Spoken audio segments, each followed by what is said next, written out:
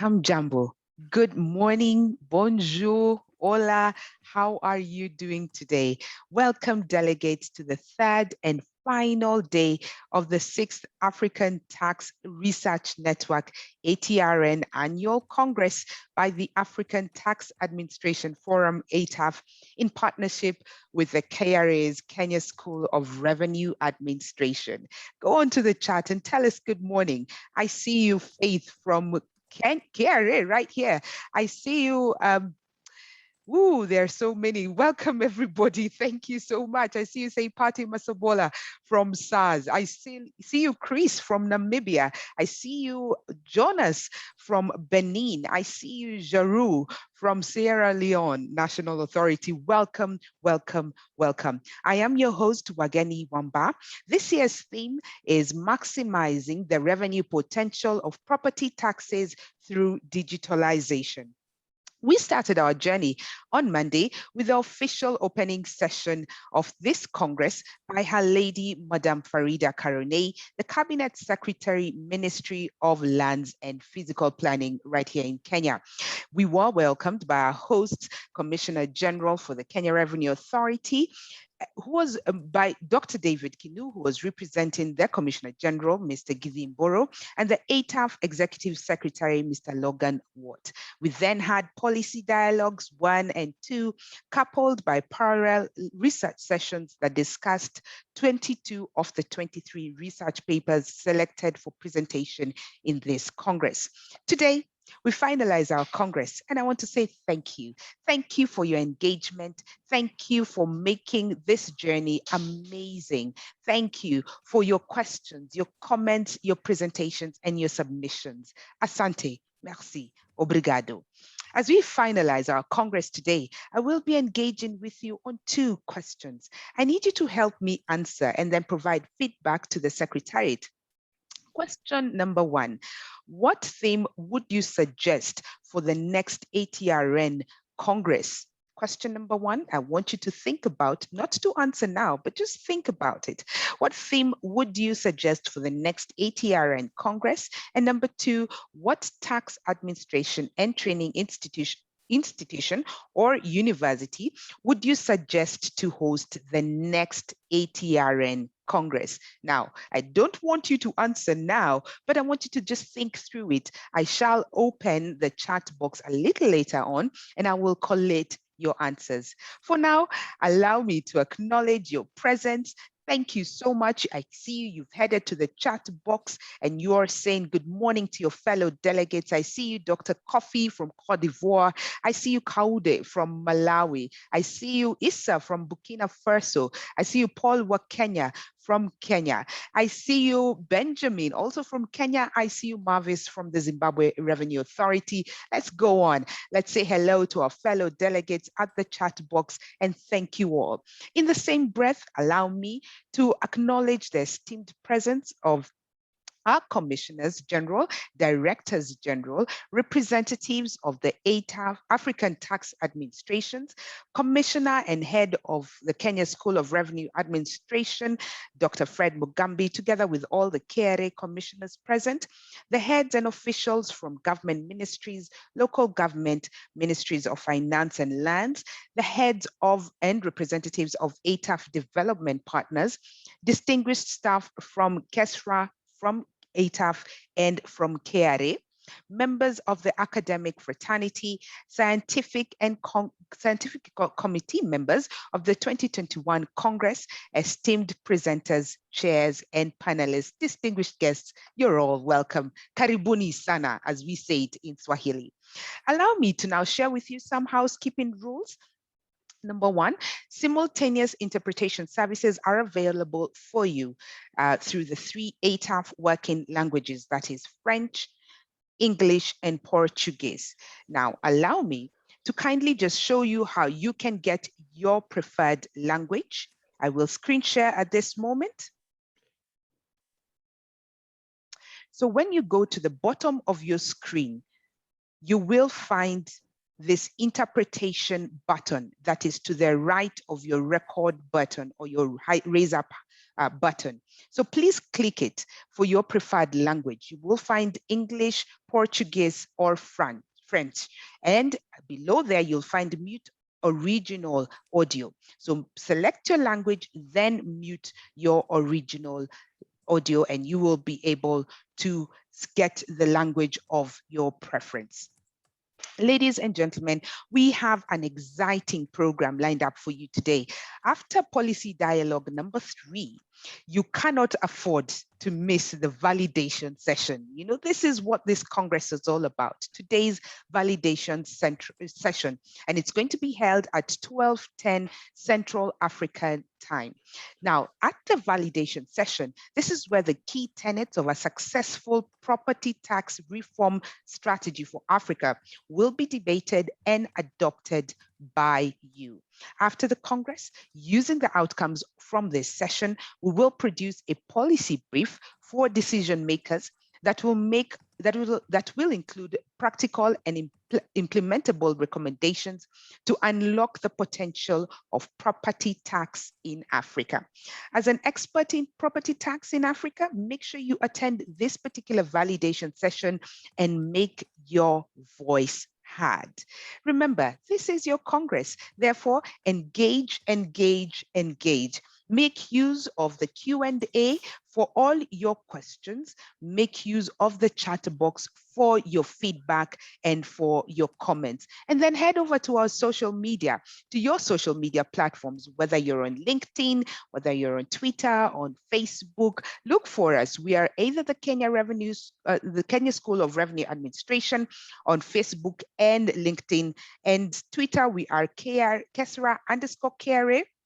Or find us on Twitter at ATAF Tax or at KRA Corporate, or find us on LinkedIn as the African Tax Administration Forum, ATAF, or the Kenya Revenue Authority. We're running with the hashtags ATAF, ATRN, or hashtag property tax. Post your questions, post your quotes, post your memorable moments from this Congress on social media, and let the world know that we're here debating and coming up with a property tax strategy for Africa.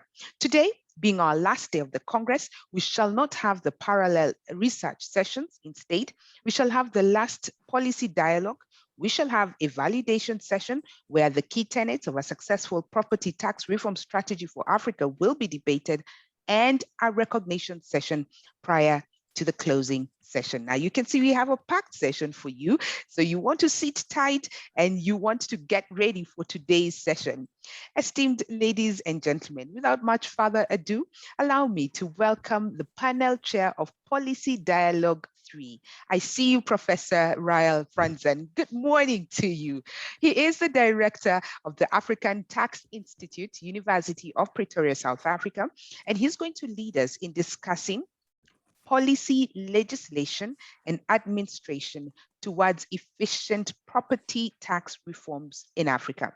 Professor Rael will also handle the panel discussion and Q&A, and I do encourage you to engage, engage, engage. Over to you now, Professor Rael. Karibu sana. Thank you very much, Wageni. Asante sana. And good morning, good afternoon, good evening to everyone. I've noticed that we're already 245 participants spread across the globe. Thank you to ATAF and the co-host in Kenya and to the ATRN for inviting me to chair this session. It is a privilege and an honor to do so. I am extremely pleased that property taxation is on the ATRN and ATAF's agenda. In recent years, it has also become part of the IMF and World Bank's tax policy agendas. As some of you will know, in November 2020, the World Bank launched an excellent publication, which is available online, that can greatly assist property tax policymakers and tax administrators. I'm of course referring to Property Tax Diagnostic Manual, authored by Roy Kelly, who will be chairing the next session, and Roland White and Anshal Anand from the World Bank.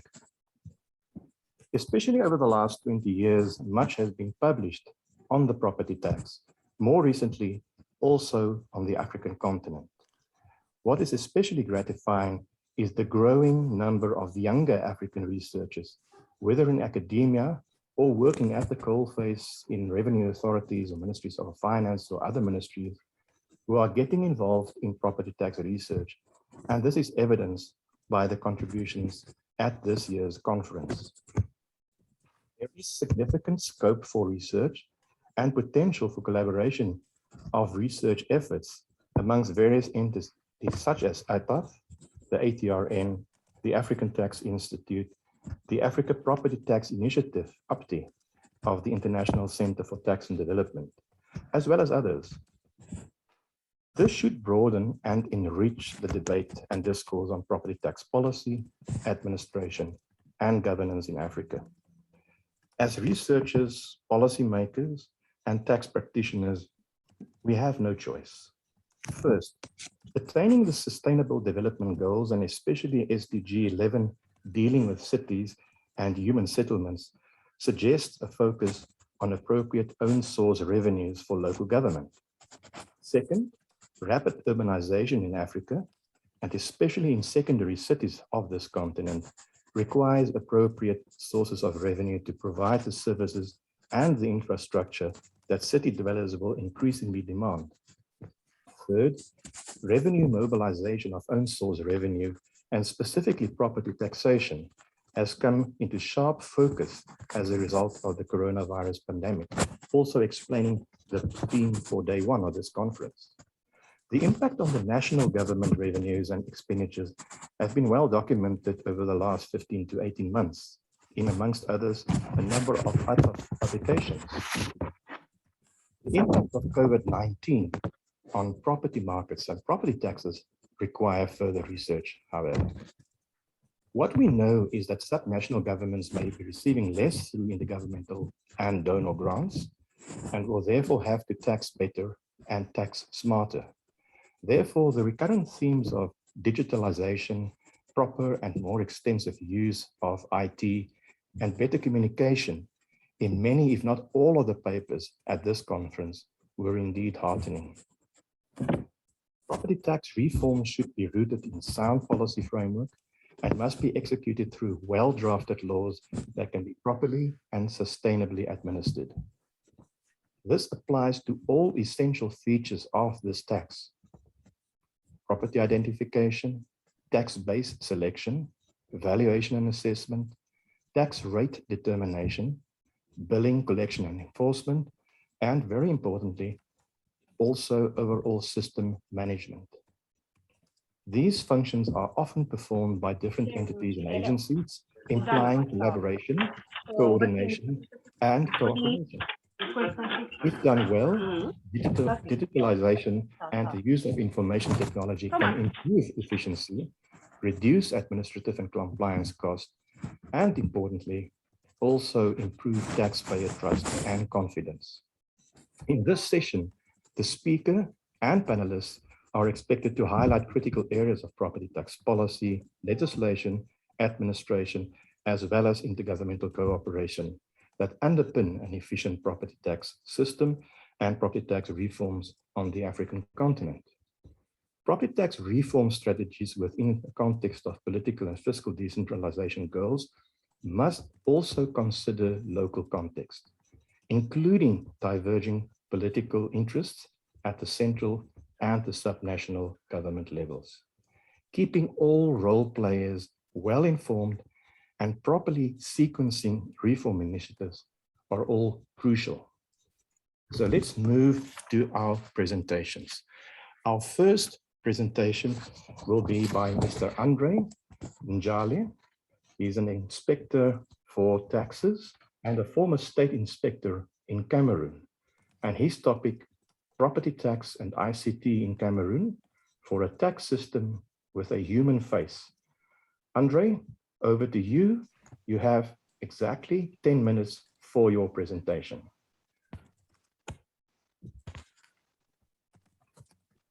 Bonjour, bonjour, merci de me passer la parole. La vidéo n'est pas encore active. Elle est encore stoppée par l'administrateur, s'il vous plaît. Ma vidéo n'est pas encore active.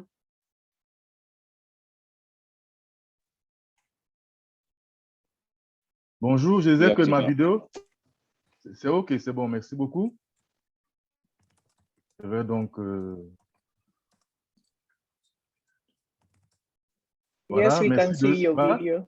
Merci beaucoup de me passer la parole pour parler de ce sujet important. Comment utiliser les TIC pour augmenter le revenu fiscal. La connexion dérange juste un peu là. Voilà, merci, c'est bon. Alors, comment est-ce que les TIC peuvent aider à avoir une fiscalité à visage humain? C'est un peu là l'objectif de notre présentation de ce matin.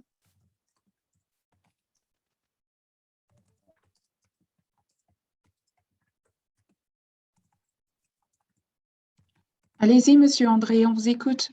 Voilà, merci, c'est très bon maintenant. Voilà, nous voyons cet homme qui est ici. Est-ce un inspecteur des impôts ou alors un contribuable? Mais apparemment, c'est un contribuable qui est content de payer sa taxe au moyen des TIC. Et c'est là l'objectif que nous voulons avec la taxe foncière. Quand le payant, qu'on soit fier de le payer et non comme un coup de massue sur la tête. Non. Alors, que dirons-nous dans cette présentation? On va voir des écueils à éviter si on veut booster le revenu de la taxe foncière au moyen des TIC. Quelles facilités techniques sont préalables à ce succès? Et quelles sont quelques pistes d'amélioration du système actuel puisque tout n'est pas mauvais? Et quelques cas pratiques de l'importance d'une bonne communication et d'un bon usage des TIC. Maintenant, parlons des écueils à éviter. Le premier d'entre eux, c'est la flambée des impositions. Il ne faudrait pas penser tout de suite à augmenter les taux d'imposition compte tenu de la matière qui est aussi vaste. Surtout en ces temps de Covid, où beaucoup de secteurs ont bénéficié de quelques facilités. Ceux qui n'ont pour seul capital qu'un terrain ont besoin aussi de ces quelques facilités liées au Covid actuellement. Également, il faudrait éviter de mettre tout le monde dans l'assiette fiscale. Tous ceux qui sont redevables et qui n'ont jamais payé cet impôt, qui ne connaissent même pas.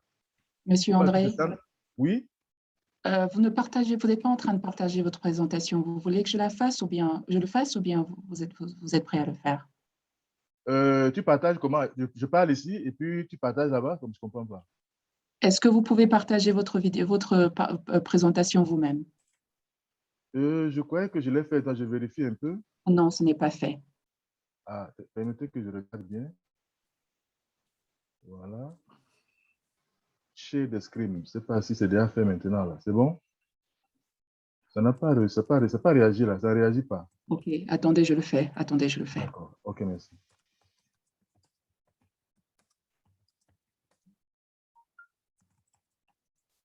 Est-ce que vous voyez mon écran? Oui, je le vois. Yes, Okay. Andre, we can see your screen and we'll give you 10 minutes from now. Thank you.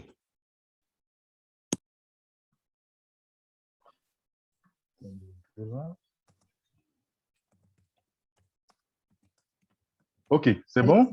Alors, je parlais donc des écueils à éviter. Et là, on est un peu loin, là. Tu peux revenir un peu là? OK, c'est là où nous sommes. OK.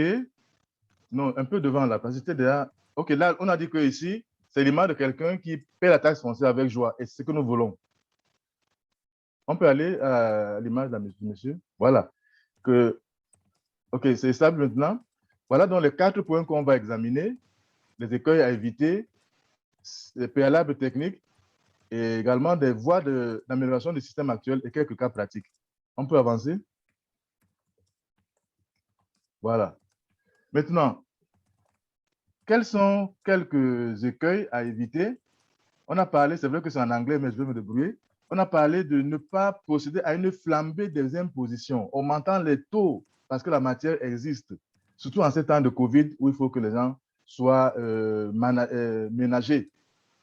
Et il ne faudrait également pas se mettre à taxer tout le monde, tous ceux qui ne savent même pas ce que c'est que la taxe, même comme ils sont redevables. Pourquoi cela aura l'impression que les gens sont sous pression?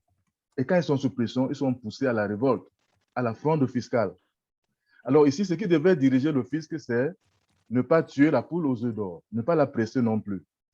Également, appliquer l'autre maxime qui consiste à plumer loi en obtenant le maximum de plumes et en lui faisant pousser le moins de cris. Maintenant, l'autre écueil à éviter, c'est la production massive des avis d'imposition sans tenir compte de ceux qui sont redevables ou pas.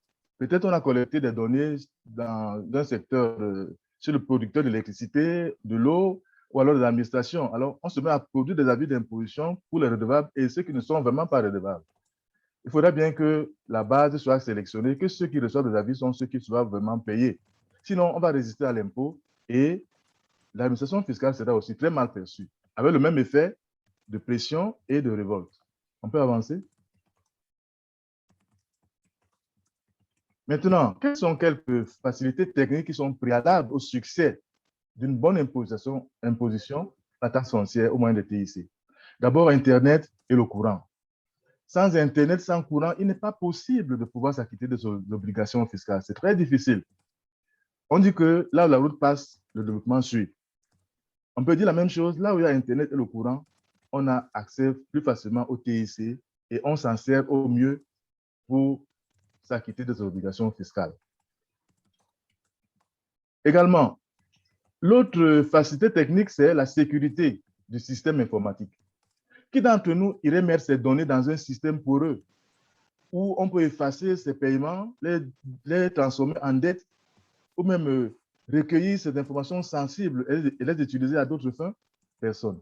Donc, il faut que la sécurité soit assurée et l'Internet soit facile pour tous. À ce moment, donc, on peut mettre ces techniques de TIC au service de la fiscalité. On peut avancer?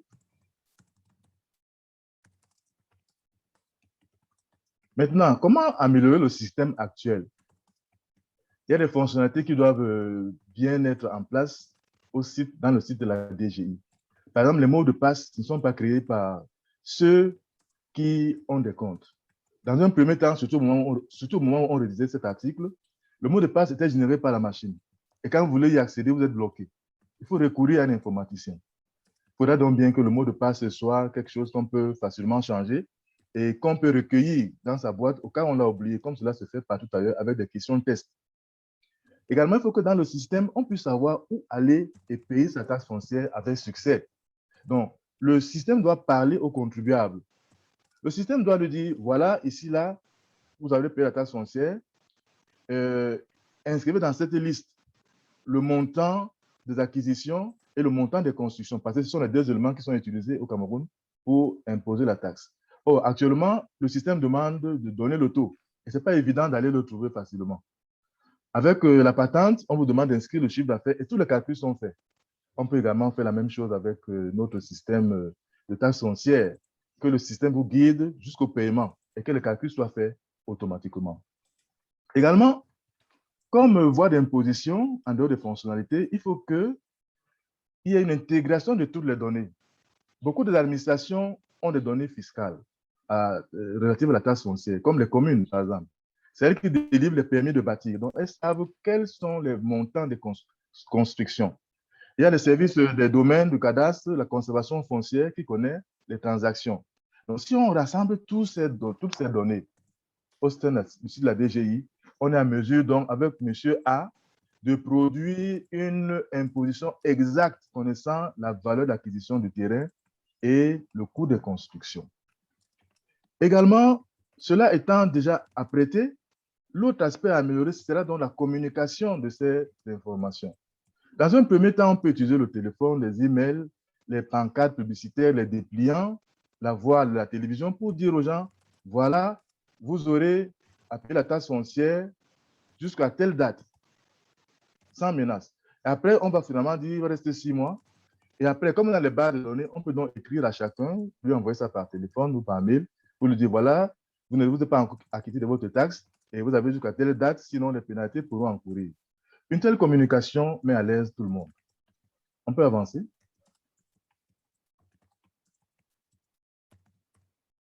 Maintenant, on va parler de quelques cas pratiques, surtout de 2013, 15 et 16, et comment est-ce qu'une bonne communication et un bon usage de TIC a aidé. Allons de l'avant, s'il vous plaît. On peut avancer. Et là, ça c'est une campagne en 2016. Nous voyons celui qui paye est content, et c'est ce que nous voulons avec la fiscalité moderne. Et le député a également montré qu'il y avait un slogan, je paie ma taxe foncière et je contribue au développement de ma commune. Ici, nous voyons quelques bons succès. En 2013, il y a des campagnes avec des dépliants, ce qui a payé. Le taux est passé de presque 0 à 27%. En 2014, il n'y en avait pas, mais en 2015, il y avait également une campagne, ce qui a augmenté le taux, 25% également, et surtout en 2016, avec des taux de 82% par rapport à l'année précédente. C'est le fruit d'une bonne campagne. On peut avancer. Et là, nous voyons qu'en l'absence de campagne, nous voyons comment le rendement décroît. Ce qui montre qu'une bonne communication est très importante dans le cadre d'un bon rendement de la taxe foncière, malgré les TIC. On peut avancer. Là, c'est une vidéo. Je ne sais pas comment vous allez la jouer là-bas, si vous l'avez, parce que c'est une vidéo qui est là. Je ne sais pas si Nara peut la jouer, mais c'est possible de la jouer, Nara? Je ne pense pas, André, Ok, parce c'est pas grave, c'est pas grave. qu'il y Ça aura va. des problèmes d'audio. Voilà, Merci. parce qu'elle n'est pas enregistrée là-bas chez vous.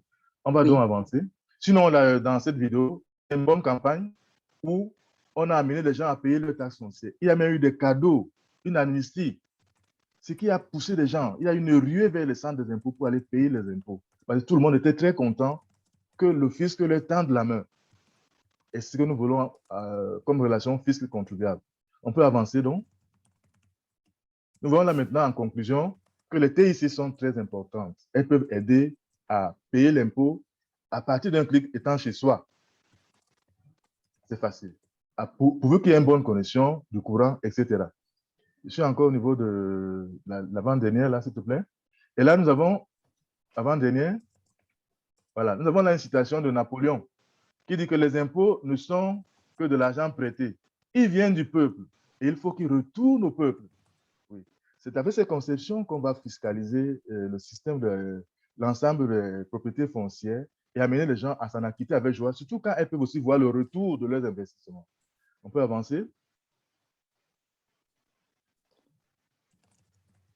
Alors, c'est quelques jours qu'on a consulté pour cette présentation. On peut donc aller au dernier transparent. Merci beaucoup pour votre bienveillante attention, malgré quelques difficultés liées à Internet. S'il y a des questions, nous serons heureux de répondre à bon escient au moment prévu. Thank you very much, Andre. I'm actually going to withhold on the questions for now. I would prefer that we continue to the next presentation by the mayor of Freetown, Sierra Leone.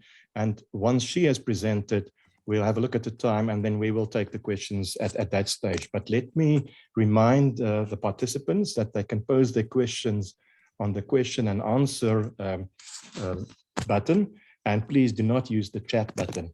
But Andre, thank you in the meantime for your presentation. And we now then move to the second presentation, which is by Ms. Yvonne Akisweer, the Honorable Mayor of Freetown in Sierra Leone. Welcome, Madam Mayor, and I am going to hand it over to you for your 10-minute presentation. Thank you.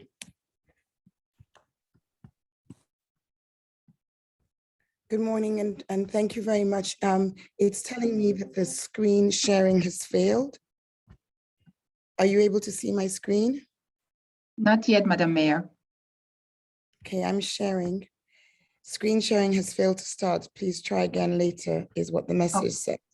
Okay, I can proceed to share your PowerPoint presentation now. Thank you.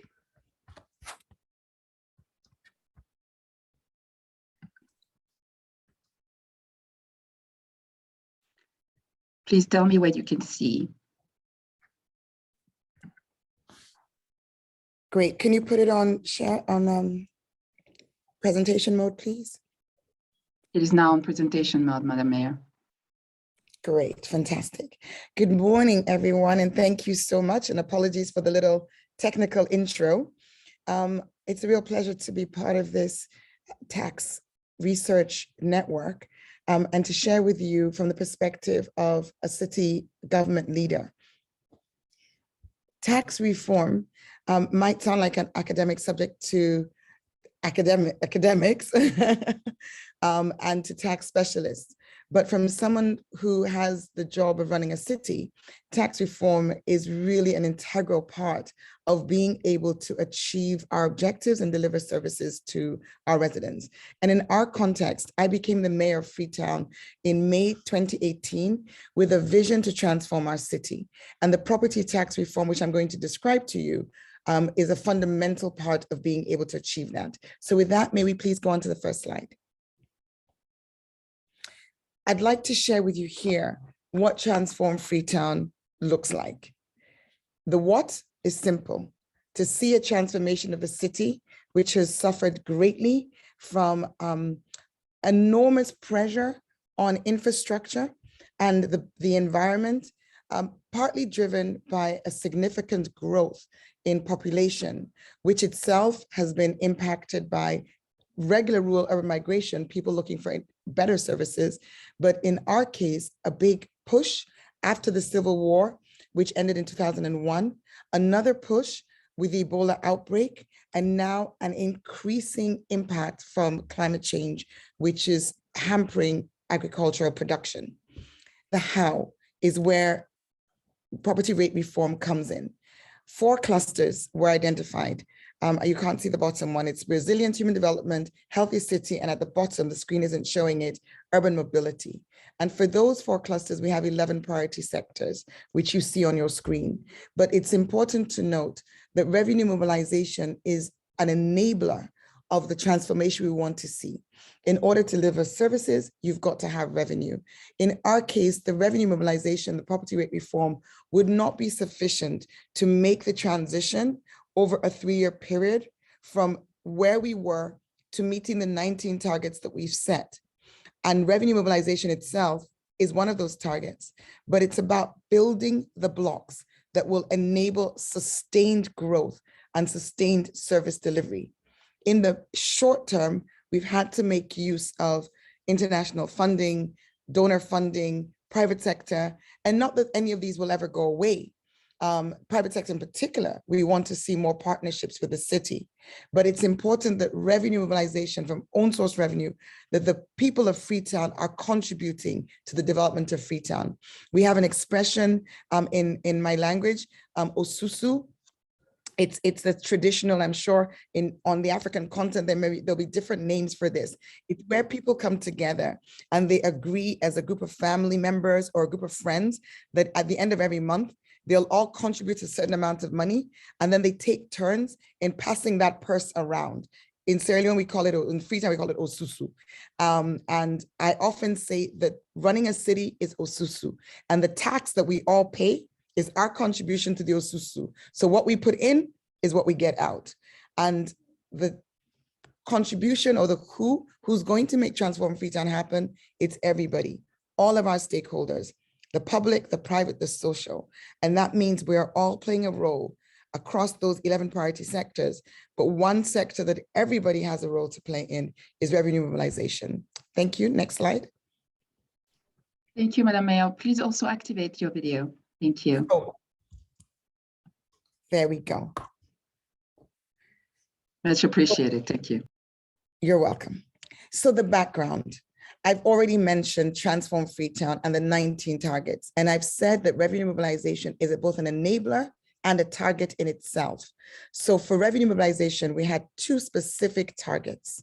One was to increase tax revenue 5-fold from where it was in 2018 when I became the mayor to where we wanted it to be last year, from 7 billion to 35 billion leones.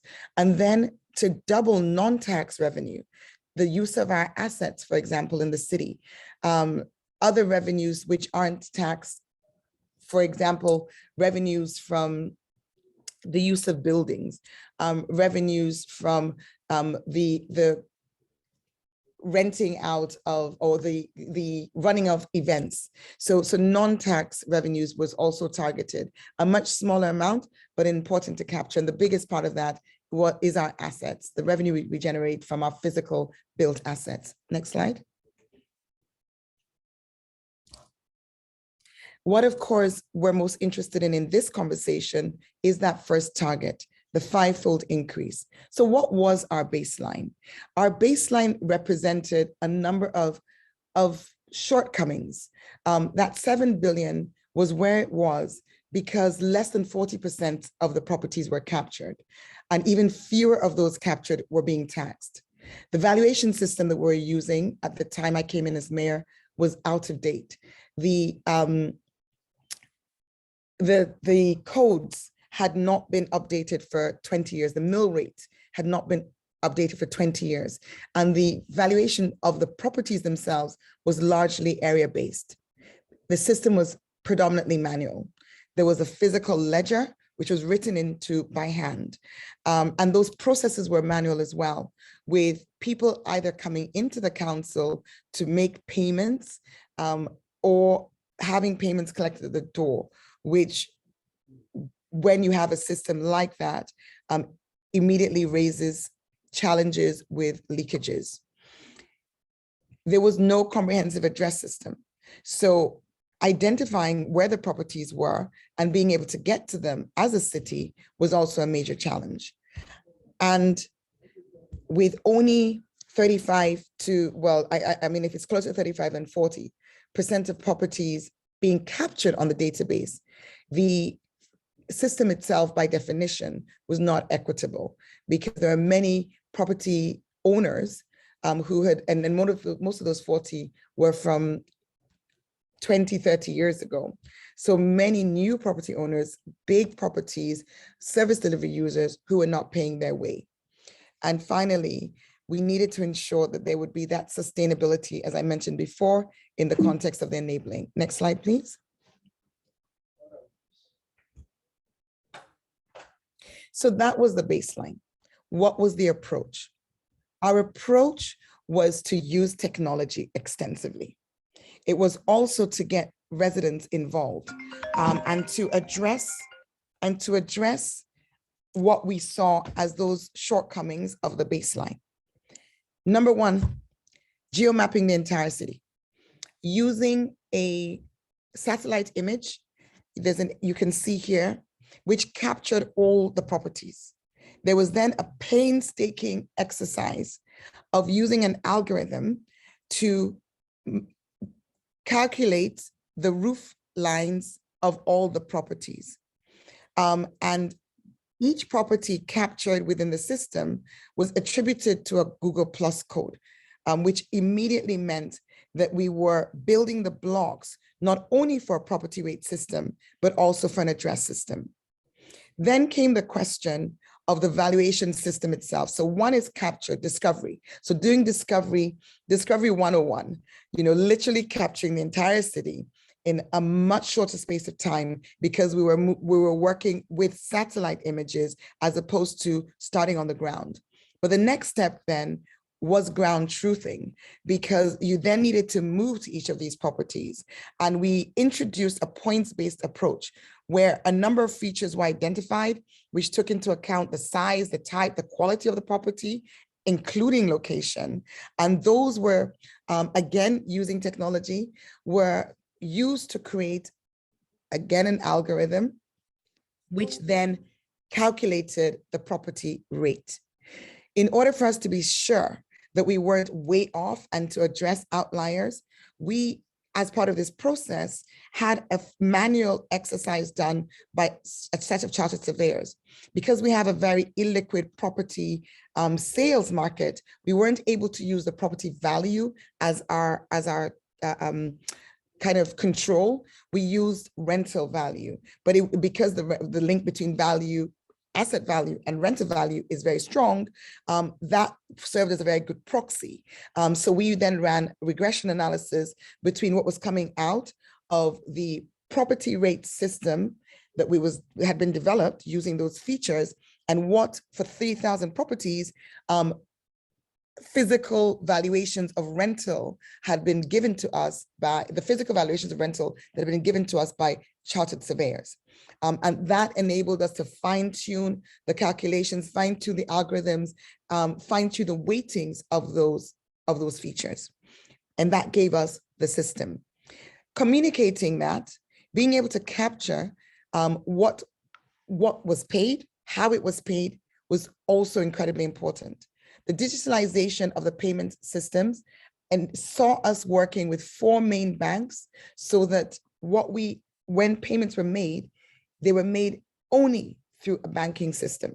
We're now expanding that to include mobile payments, which will again be linked to the banking system.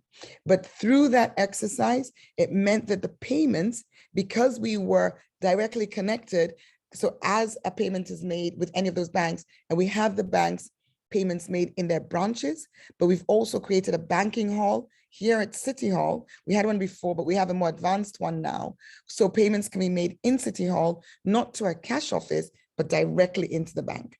And similarly in branches, having it paid in any branch really increases access for our residents and the taxpayers, faster access, and therefore more likely compliance. And of course, we then built a dashboard which showed what was paid, when it was paid, whether it was business, whether it was property, and significantly for the purpose of participatory budgeting, what ward in the city the payments represented, where was that property within the wards of the city. Next slide, please. Madam Yvonne, 1 minute, please, to wrap 1 up. minute. In that case, I'm going to then say the outcomes was great improvement in our coverage. We moved from 57,000 properties to 160,000 properties. And if I go to the last slide, please. Oh, no, well, one before. The key lessons learned. Resistance to change is going to be a feature when you are, no, sorry, can I go back to that slide? Resistance to change is a feature when you are working on innovations like this, which close leakages. We need to embrace innovation and technology. We found it's incredibly useful. You have to have strong leadership. The challenges persist, both externally and internally. And I would say, finally, be patient as a city leader and as tax experts. If we're going to reform, we're in for the long haul. If we stick it out, the residents of our cities will benefit the most. Thank you. Thank you very, very much, Madam Mayor, for a very, very thought-provoking and a very interesting presentation. It just shows what the importance is of political leadership at the local level. And if I may indulge my position here, a quick question to you while if we have you with us. Can I ask maybe a prickly question about the support from national government through the Local Government Act and also politically? It was a very interesting experience. We have one of your speakers earlier, Decentralization Director, I think he spoke on day 2, as a unit was very supportive and actually participated in our technical sessions as we're developing the system. The local government minister actually put a moratorium and stopped us from implementing the system. There was a discussion or a debate, because I will say it's a debate because the act appeared to me to be very clear, and we went to Parliament on this, but he said that they needed to prepare guidelines. We've never had guidelines prepared in the 17 years that councils have been collecting property rates. Nevertheless, guidelines were prepared and we were part of that. Guidelines really made no difference to what was created. And then we were told 3 months later, the guidelines needed to go to Parliament. The guidelines actually never went to Parliament, but this moratorium on us collecting tax remained in place from June of 2020 to February of 2021. So we were unable to collect property rates or business license, or property rates in particular, for that length of time, which had a significant negative impact on our position. The Minister of Finance stepped in and gave us a 3-month budget as a sort of in lieu of, clearly was much lower than what we would have received otherwise. Sorry to interrupt you. We want all our Francophone and Portuguese participants to also enjoy your presentation. Please slow down a little bit. That would be very much helpful. Thank you so much. I'm sorry. So the Ministry of Finance, with quite a lot of negotiation and lobbying on our part, did give us funding for 3 months, the bare necessities of our budget. But that did not compensate from us being prevented from collecting revenue from June of 2020 to February of 2021. And then this year, although we are technically allowed to collect revenue, we actually have been under siege internally, because the change that this system is bringing has also been resisted by staff who, to quote one, in the last 100 years, we make changes incrementally. You just change little things. You know, you don't make big changes like this. But in reality, big changes are like this are what we need for the transformation of our cities and the transformation of our continents, singular, Africa.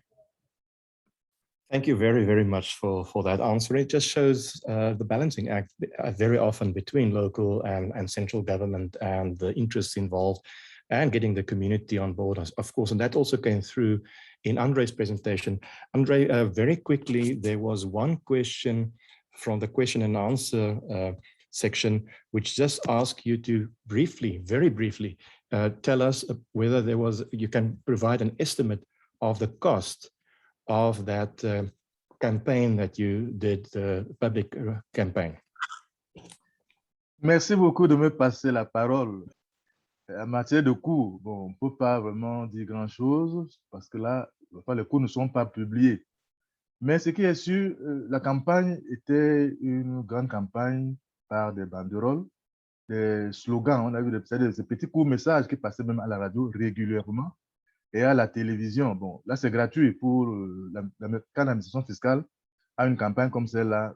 En principe, il n'y a pas à payer quoi que ce soit. Même quand les publicités sont payantes, le fisc et d'autres administrations ne payent pas ce genre de campagne.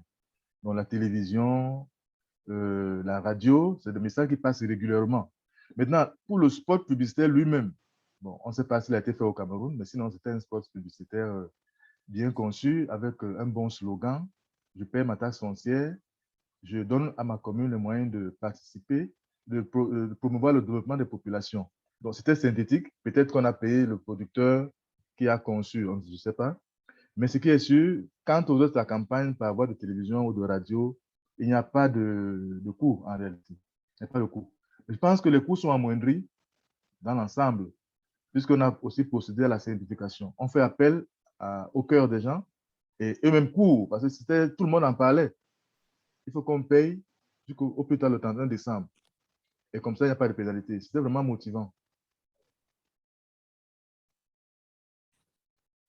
Thank you very, very much for your response. And we could actually see that it was working pretty well with the increase in revenues that really spiked in 2016. Please stay online. Also, Mayor Yvonne, please stay online because there's a brief question for you in the question and answer section. But I think we better move to the panel now to give our panelists their 7 minutes each. And then we can take questions and answers for the panelists as well as for our two presenters. But thank you in the meantime. So without further ado, let's move on to our panelists. And we will start with Mr. Kwesi ATAF, the Assistant Commissioner with the Ghana Revenue Authority. And he will provide us with his insights. And you have exactly 7 minutes. Please, Mr. ATAF. Thank you very much. I'm sharing my screen. Okay. I hope you can see my screen. Yes, we can, Yes, Mr. Kwesi. Okay, all right, thank you very much. So the topic is maximizing the revenue potential of property taxation through digitization. And we are going to discuss the case of Ghana here. Okay, so for this presentation, I'm actually going to focus on the two taxes in the area of property. And I'm looking at property rate and rent tax. And the property rate is charged and collected by local government based on depreciated replacement costs of the valued properties, excluding the value of the land, whereas rent tax is charged on actually the rent collected from lease or properties that are let out in Ghana. The challenges of the two have been virtually the same, so I'm going to discuss all in one. Most properties not digitally mapped, hence we actually have, we do not have access to digital cadasters that will help us to locate properties, and this is limited until this was limited until we actually started street addressing in 2013 in Ghana. That was actually a program introduced by the government to solve the problem.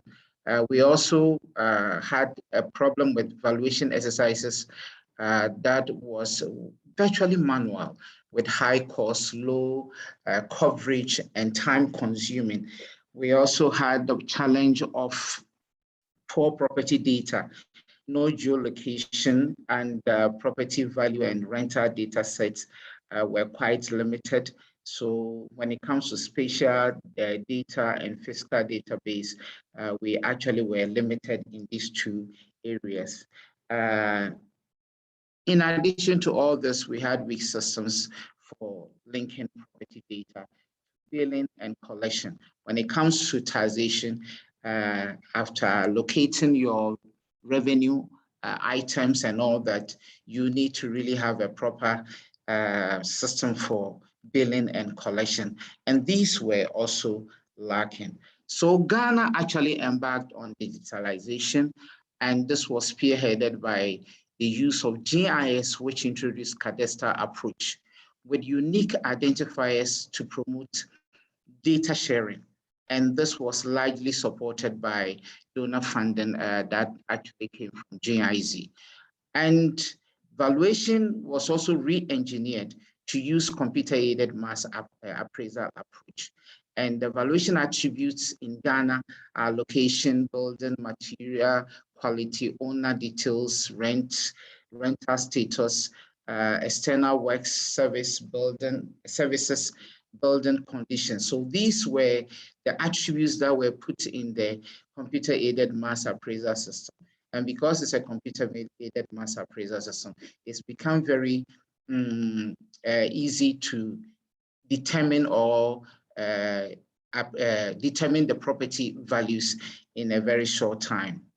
Then we started the piloting of this in 2018 with 10 local governments, and now have upscaled it to 75 out of the 260 local government areas in Ghana, and it's actually ongoing. As I speak to you, we actually have quite a number of them using the system. In fact, we have 34 of them using actually this digital platform, and there are about 1 or more to come on board.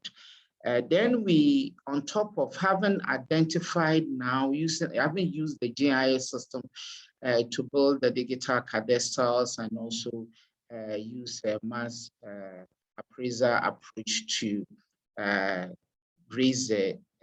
determine the property values, we needed to actually look at the interface. So a web service interface was also developed. And this is called the DREV, actually meaning District Local Revenue. And its applications, there are a couple of applications on it. The reason is that by this exercise we've done, this digital cadastral, and then also the property valuation system we put in place, we are able to build a very versatile database that can be used by all state agencies that have revenue sources or items being land or landed properties. So we have GRA that collects rent tax coming on board with an application, Office of Administrator of Stool Lands coming on board with an application, and even rent control, which is actually a regulatory body, has indicated the strong desire to come on board and have an application built for them so that they can locate their regulatory clients. Now, what has been the benefits of this? The cadastral approach has given Ghana one data set used for different applications or used for different tax. So you have the local governments who are on it. You have the Ghana Revenue Authority, and we are now looking at Office of Administrator of Students and other state agencies coming on board. The benefits are quite enormous. Geolocation, as has been said by many presenters in the past 3 days. Once you use the digitalization, you actually improve or actually be able to geolocate all your tax objects. The collectors themselves have the motivation because they can see what they are doing and they can actually evaluate their performance. We also have the advantage of ability to easily track. Mr. Akwa, yeah. Your time is actually up, so I'll give you 30 seconds to just provide us with the final punchline, please. Okay, so what I'm showing you is actually how the digital platform really looks like, and for data collection. And we also have the progresses that, whereas in 2017, we didn't have any rateable values. Now we have almost 75 local government areas covered and counting. And going forward, we are looking at strengthening this collaboration with the local agencies, because the cost of valuation has been the key issue. And we are of the belief that when we have other local government agencies coming on board and seeing the benefits of this approach, they would all lend their shoulder in terms of financial support to mobilizing the resources to do this. At the moment, we have GIZ that is strongly supporting us. But some district assemblies have also done very well in few cases to mobilize some resources to solve the problem of financial limitations in terms of revenue, in terms of property valuation. Thank you. Thank you very much, Mr. Akai. It was actually a very, very good presentation that you compressed into a short space of time, and we appreciate it. So stay on. We're going to move immediately to the next panelist, and I'm going to request that Ms. Carla Patricia de Almeida from Angola, the General Tax Administration in the Ministry of Finance, to present us the case of Angola. Thank you.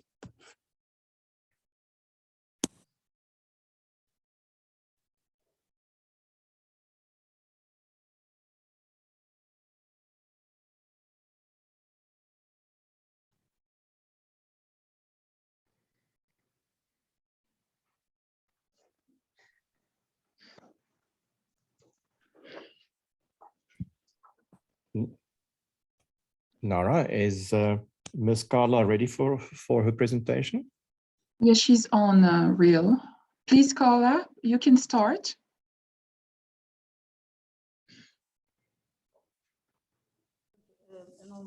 Não trago uma apresentação como tal, mas trago, de facto, alguns relatos, porque era o que nos foi pedido, não é?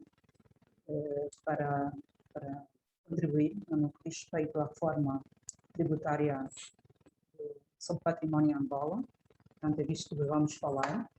Portanto, nós desde 2011 começamos uma reforma à tributação do património. Tínhamos uma legislação que vinha do tempo colonial e ela já não estava ajustada a dado momento.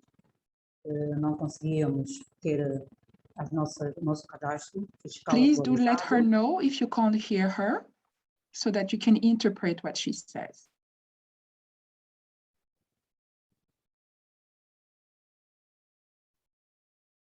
Sim, pronto. Estava a comentar que a reforma tributária sobre o património em Angola iniciou em 2011. Nós vínhamos até 2011 com uma legislação colonial e que já não estava ajustada ao país. E tínhamos uma fraca arrecadação de impostos nesse sentido, porque, por um lado, a nossa base cadastral não estava atualizada, o nosso sistema de avaliação também não estava atualizado. E em 2011 fizemos alguma alteração, não completa, não tocamos os códigos, continuamos com o código que remontava de 1972, mas fizemos importantes alterações para permitir a avaliação dos prédios e também o cumprimento da obrigação declarativa por parte do cidadão que tinha propriedade. E isso resultou numa inscrição massiva de propriedade, que não tinha, a administração não tinha, pois as características dessas propriedades se tinham alterado, porque vinham de uma situação colonial para uma situação depois colonial, portanto, as propriedades já não estavam com as mesmas pessoas, elas tinham sido alteradas também nos seus aspectos estruturais, e isso impactava também na avaliação, e o modelo de avaliação que se tinha também não era possível ser utilizado em 2011. Isso fazia com que as pessoas, pela memória, fossem pagar o imposto por uma presunção de que pagavam no passado, e outras pessoas, que nunca tinham pago o imposto, estavam a ter os imóveis num primeiro momento, fora já do sistema colonial, essas não tinham como pagar o imposto sobre a propriedade. Isso resultava numa fraca arrecadação de impostos para o Estado. Com a reforma, mudou-se o sistema de avaliação, ele passou a ser um sistema declarativo, o cidadão é que tinha que levar um modelo preenchido com as características do prédio, a avaliação era feita com base nessas informações, havendo questões maiores de alguma dúvida, aí sim as equipas deslocavam-se para fazer uma aferição presencial. Isto, portanto, trouxe um impacto enorme, conseguimos ter, portanto, a entrada de prédios nas inscrições de propriedades, e com isso também, pelo sistema feito, não é? Portanto, em 2011, pela concepção do novo sistema legal de avaliação da propriedade, conseguimos também avaliar de forma realística a propriedade para efeitos de tributação. Logicamente que os problemas não acabaram, porque a grande questão que se prende agora para Angola é ter, portanto, a administração precisa ter todo o património que está na esfera das pessoas, da propriedade, precisa de ter no seu sistema, precisa de tê-lo avaliado e precisa de tributar. Temos uma realidade melhor que 2011, agora em 2020, porque conseguimos mudar toda a legislação, minimizar algumas lacunas, constrangimentos que tínhamos em 2011, quando fizemos uma tanta alteração da legislação colonial. Hoje, em 2020, conseguimos ter um código perfeitamente novo, ajustado à realidade de Angola, mas persistem desafios, no sentido de alargarmos a nossa base cadastral de propriedade. Hoje, a tributação da propriedade em Angola também é uma tributação que não atinge somente a propriedade urbana, mas também a propriedade rústica, que tem fins diversos, como agricultura, silvicultura, tanto fins mineiros e florestais. E com isto também nós aumentamos a capacidade de receita. Mais pessoas hoje portanto, são sujeitas a pagar imposto sobre a propriedade. O nosso imposto atualmente, ele procura também ter uma incidência mais ampla. Nós antes tínhamos impostos sobre a propriedade, vários impostos sobre a propriedade, na verdade, uns para tributar a renda, outros para tributar a detenção da propriedade e outros para tributar a transmissão. E hoje conseguimos, em 2020, com a nova legislação, termos um imposto único que tributa simultaneamente vários fatos tributários desde que eles ocorram. Por outro lado, como alargamos a base, também houve uma preocupação em reduzir taxas. Isso para que as pessoas pudessem mais facilmente cumprir com as obrigações, não só declarativas, para inscrever a propriedade, mas também com as obrigações de contribuição. Por outro lado, com este cenário legal, também sentimos a necessidade de fazer desenvolvimentos tecnológicos, pois a nossa matriz de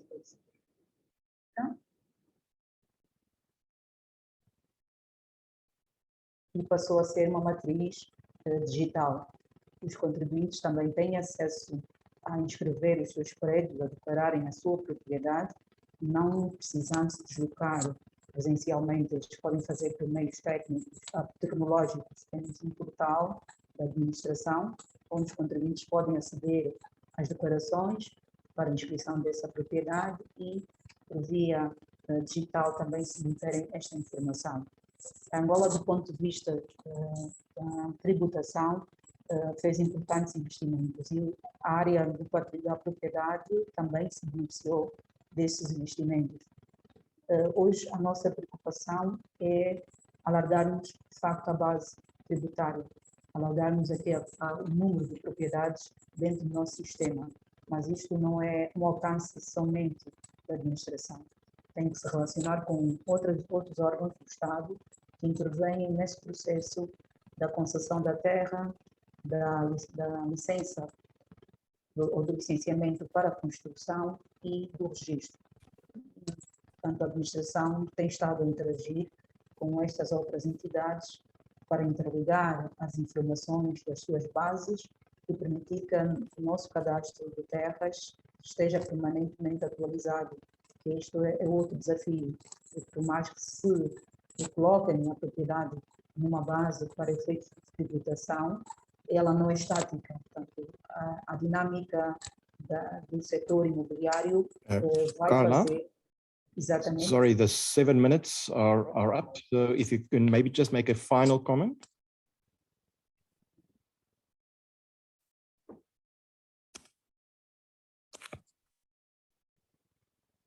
Portanto, para concluir, para concluir, os nossos desafios prendem-se agora com a integração das bases das várias entidades para permitir esse alargamento do cadastro e essa atualização permanente, de modo que a tributação seja sempre uma tributação real. Portanto, em termos de conclusão, o que eu poderia dizer?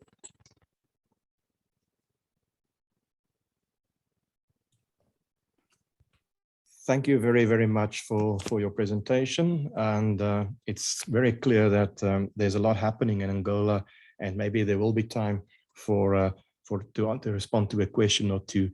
But let us please move on to our next panelist, which is Ms. Rispa Simei from the Commissioner of Domestic Tax Division with the Kenya Revenue Authority. So Rispa, over to you.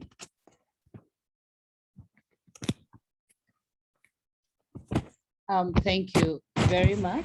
I trust you can hear me clearly. We can hear you clearly. Thank you very much, Professor. In case I walk too fast, kindly slow me down. So here, just looking at the various reforms and looking at the Kenyan context, the Kenyan experience in the area of property taxes, from a national government perspective, a lot has been done, and this is through the Kenya Revenue Authority. Now, some of the areas we have looked at from a Kenya Revenue Authority perspective is the expansion of the tax base, and this relates to what some of the speakers have also alluded to. Because what we noted was that there's quite some exponential growth in the area of property, in the property sector, but we could not, that was not commensurate to the growth in taxes that we were collecting. Secondly, we also rolled out a block management system just to identify properties, blocks, and splitting into units and mapping them to individual pins. Now, these are the single identifier from a tax perspective to see then how from that side then we can maximize taxes. Apart from that, then there was the introduction of capital gains tax. This is a tax that was there back in the years, but this was reintroduced in 2015 after suspension of the same in 1985. Again, looking at it from a rental perspective, and again, just linked to the property taxes, we felt that from a rental perspective, we were not collecting, we were not maximizing, it was not optimal, the payment of rental taxes. And as such, there was an amnesty rolled out in 2014 and 2015 for back taxes of rental income to allow taxpayers then start on a clean slate and then move on and as they continue to comply going forward. Last but not least in that area and from a national government perspective was also the introduction of a simplified regime for rental income tax, where we looked at certain thresholds, and based on certain thresholds, then you pay a percentage of taxes, which now remains final tax. Now, setting that scene, it is important to note that from the Kenyan context, the key political reform that impacted on our revenue collection was the enactment of the Constitution. And that enactment of the Constitution back in 2010 demarcated the counties, demarcated the country into 47 counties. And under the Constitution, the Kenyan Constitution, Article 209, it assigns powers to impose taxes both at the national government level, and that includes income tax, which include capital gains tax, land rent stamp duty, which are collected through Kenya Revenue Authority and the Ministry of Lands. And on the other hand, then the county government that levy land rates. So here the need, it was the need for the county governments to have on-source revenue was a key principle in Kenya's devolution and as contained in the Kenyan Constitution. Now, looking at that split, because we have the taxes now and looking at property reforms being done both at the government level, national government level, and at the county government level, a certain number of county governments collaborated with the national government, and this also helped them enhance revenue mobilization from property taxation. And this was done based on certain insights. One, recognition that property taxes indeed hold the key to counties' revenue mobilization efforts. Then they recognized the role of national government in property taxation and availability of the already set effective structures at the national level for levying taxes. Last but not least in this area was the recognition of existing gaps at the county level, where the systems required enhancements, the right infrastructure, and both administrative and technical capacity. What are the key challenges that looking at that mobilization of on-source revenue, and this one now looking at it at the county revenue perspective, the key challenges which led, in our view, to on-source revenue underperformance, I can quickly bucket this into three, and I call them 3 Ps. So people, policies where I can extend that to include legislative amendments and legislative issues, as well as processes. From a people perspective, we could attribute this to maybe weak organization structure of ICT and the revenue departments within the counties.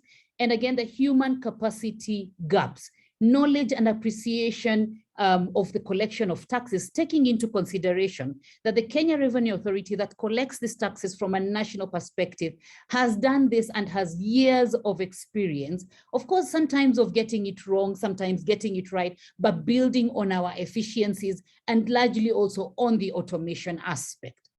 Then looking at the policy issues, and this one also extending it to cover the legislative aspects, the revenues, appropriate revenue policies and legislation at the county level, that is a challenge, remains still a challenge.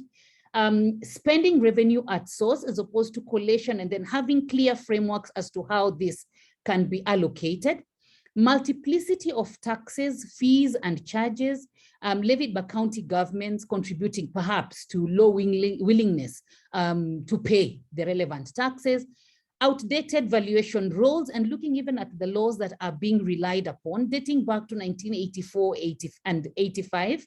And this definitely required to be brought up to speed then to reflect what is currently on the ground. And again, in this area, then inadequate enforcement measures. On the enforcement aspect, again, going back to the national government, the Kenya Revenue Authority, again, through years of experience, we have the relevant enforcement measures and the laws put in place to ensure that everyone then pays their fair share of taxes. Now, from a process perspective, this being the 3rd P, the revenue leakages due to weak administrative revenue administration controls. Again, this is something that requires years of practice to be able to plug the gaps and ensure that all taxes collected then are redirected accordingly. Arbitrary or extensive exemptions, sometimes even the amnesties, they need to be structured and within a certain framework, because when you give these exemptions, then it also, it entices the taxpayers to be more compliant. Then potentially unrealistic revenue forecasting. With that recognition of on-source revenue, sometimes there could be the tendency of going overboard because all you want is you're looking ahead to your target and hoping that if you maximize on the collection of taxes, then you'll get to that goal. Perhaps not always what works best. Then project and change management. Again, this also includes data migration challenges. Data migration has been a challenge, and I would say this probably both at county and government level, to ensure that then you have clean data, that as even you're transferring and knowing that you need to, what is owing from a certain party, you need to base it on clean data. Predominance of manual and semi-automated revenue collection. I think we'll all agree that automation, we cannot belabor the aspect of automation. Automation brings objectivity, builds on efficiencies, and helps plug the gaps. Lack of effective internal controls and audit mechanism, and infrastructural challenges, looking at it, unstable power supply, internet connectivity, especially in rural areas. So Rispa, sorry to interrupt. You've had your 7 minutes, so maybe just a final piece of wisdom that you would like to share. Thank you. All right. Thank you, Professor. So I think for me, that was just a way of setting the pace of what we are doing, both at government level and the county level. And I think the whole idea is to have a regulatory framework that brings these governments together so that we are aligned, and then we maximize the potential that we already have as a country. Thank you very much. Asante Sana, that was a really wonderful overview of the relationships and what you're doing in Kenya. And I think we all really benefited from your wisdom. Thank you so much. We are supposed to have a final panelist, Mr. Hadrot Makandawire from Malawi. He's the Executive Director of the Malawi Local Government Association. I was informed that he had some challenges joining. Maybe Nara or can inform us whether he is actually available to present. Yes, thank you, Real. Unfortunately, he could not make it, which gives us a bit of more time for our current panelists. Thank you so much. Excellent. So we can now go back to the panelists. But before I do go back to the panelists, in the question and answer section, there was an interesting observation from Mr. Gebenga Falana about the fact that the cost of the estimated cost was not made public for the public relations campaign in Cameroon. And he states that it could be an issue that has the propensity of rent seeking. So it's more of a statement, but that's maybe something Andre can think about. But for the mayor, there were two interesting questions. Is this initiative driven in Freetown also countrywide? And then also, you have done very well on improving property coverage and collection options and payment options. How are you doing on compliance and enforcement? So the Honorable Mayor, if you can please respond to these two questions posed to you. Thank you. Well, clearly as the mayor of Freetown, my jurisdiction is limited to the capital city. But that said, when we completed the process and it was presented to the Minister of Finance, he was very enthusiastic and actually made a statement. I believe he included it in his budget submission, that this was a system that he wanted to see rolled out across the country. So we've set a model, and hopefully the government will now take that forward. In respect of the second question on compliance, herein comes my last comment: be ready for the long haul. I think we did considerable sensitization, stakeholder management, but one of the points made by RISPA was also this question of controls, internal controls in revenue collection, and where these have been absent for decades, really, the introduction of them can meet with some quite stiff resistance. So the structure of the local council we have a very strange structure in Sierra Leone. I'm not sure if there are many countries that have a similar one. I know the Gambia does, but I'm not sure if there are others, where the core staff of the local government authorities, so my core staff in my council are hired by the central government. And therefore there's a challenge sometimes. We're experiencing it right now as I speak to you. There's a challenge with accountability. You know, to whom do you report? If the mayor is unable to discipline or move you, it can affect how you work, and that can strengthen the hands of those who may have their objections to the introduction of a new system. So our compliance has been far lower than we would have expected, but the challenge has not been with the residents. The challenge has been with the system. So with the institution, we have many people saying that they've come to pay and they've been turned away. The system itself was disabled for about 10 days and nobody could make any payments. So we're going through a very interesting period, but I think what is important is the recognition that reforms sometimes do face obstacles. In fact, they always face obstacles. One has got to be focused on keeping sight of the big picture. Where is it that we want to get to? Revenue reforms have been tried before in the city of Freetown. I'm told by those who were here before I became mayor that they have always failed. I'm quite determined that this will be a success because we're at a place where transforming our city is dependent on us having those revenues. Big infrastructure investments, yes, you'll have private sector, you'll have donor support, etc. But the day-to-day, keeping the streets clean, having the cemeteries with light, you know, and footpaths, there's so many things that only own source revenue can do. And we need our own source revenue to be maximized so our residents can actually get what they pay for. Thank you very much for a very comprehensive answer. Maybe just a quick follow-up to you, and I'm going to pose something similar to Mispa or Rispa. We often have the issue that, you know, you want to reform the system and Parliament wants proof that it's actually working. And then you have a system in place, and that seems to be the case, or could still be the case in Freetown and some of the other cities. And it's also the case in Mzuzu, a city in Malawi, where you have a system that is not in line necessarily with the national legislation. And that can create all kinds of tension. So do you have to change the Local Government Act in Sierra Leone to conform what is proven to be quite a successful reform in practice? If you can very briefly respond so that we can get some of the other panelists to also answer questions. I'm actually of the view that the Local Government Act was not in contradiction to what we sought to do. I believe it was a chosen interpretation of the act because we consulted with Parliament. And in the end, we were told that this needed to go to Parliament for sign-off. It never did. And the same ministry that stopped us, then, you know, 9 months later said, go ahead, without going to Parliament. Yeah. Thank you very much, Ms. Mayor. That's really an interesting presentation and follow-up.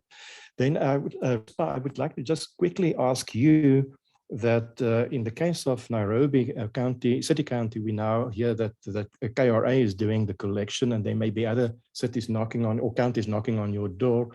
And you mentioned the enforcement that you are doing because you've been doing it so well for so long with the national taxes. But do you have the same enforcement mechanisms for the local taxes that you have in terms of the Kenya Revenue Authority Act? So can you use those in collecting local taxes? Thank you, Professor. I think the first answer, I would say yes and no, because as it is now, and I think as I set the tone, is that there are certain taxes which KRA, the Kenya Revenue Authority, is expected to collect under relevant tax provisions, tax laws.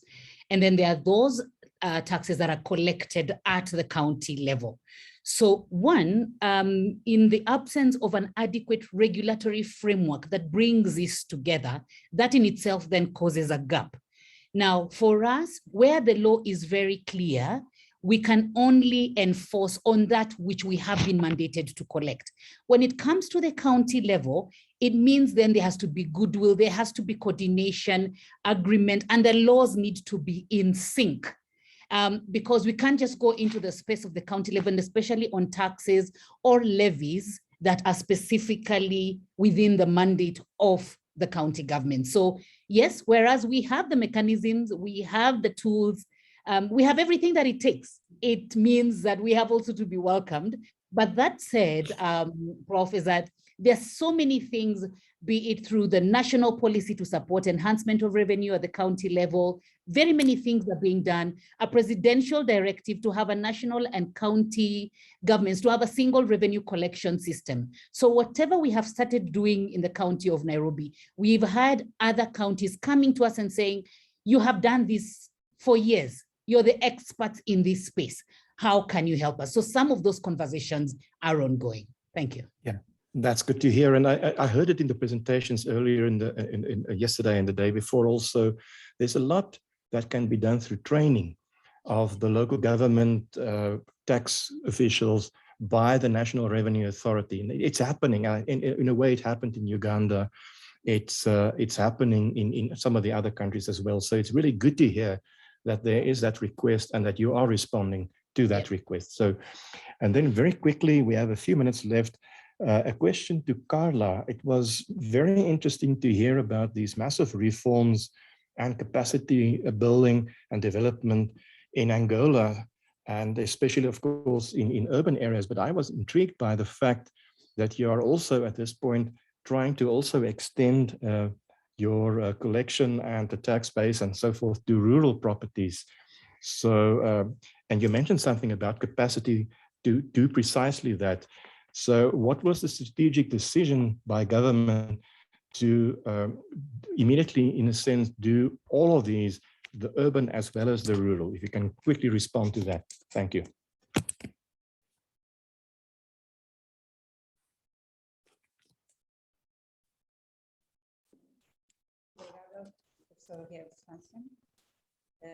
De facto, no tempo colonial, nós já tínhamos uma legislação que falava da tributação rural, tanto urbana e rural.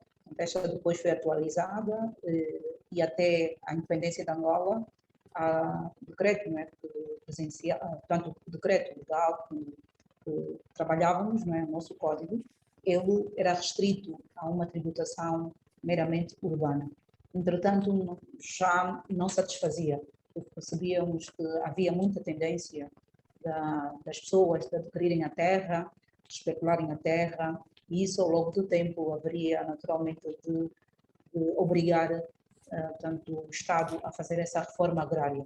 E ela começa tanto exatamente do sentido fiscal, porque se as pessoas souberem, né, que pagam pelos bens que têm, pela propriedade, elas não vão adquirir tanto terrenos e sem fazer qualquer uso disso.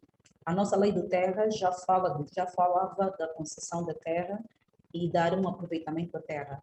Entretanto, ao se somar a tributação desta terra, isto vai limitar o ímpeto das pessoas de terem propriedades, de acumularem propriedades para depois especularem. E isso também tem um retorno ótimo para a economia, né? Dinamiza, as pessoas vão adquirir propriedade e vão se desfazer da propriedade, alimentando o negócio imobiliário. E o Estado arrecada com isso.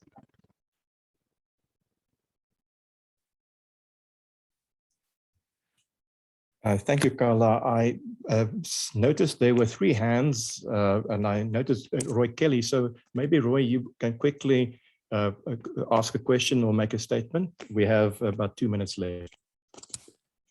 That was a mistake, so I will turn it back over to the other people who had hands. Okay, yeah, I would actually want the people who raised their hands to, because they probably don't have access to ask the questions because they're not panelists or presenters today. So to quickly type their questions into the questions and answer box, and we can respond to that. So it gives us a time to quickly go back to the question box. And again, it says there was a good presentation by Rispa on Kenya, but for her to maybe respond to what is the way forward on transfer of unregistered land, especially in the context of the transfer taxes, the stamp duty, and the capital gains tax. So Rispa, if you can quickly respond to that. Thank you. the question is specifically on the unregistered land. So we have land that is registered and that is not.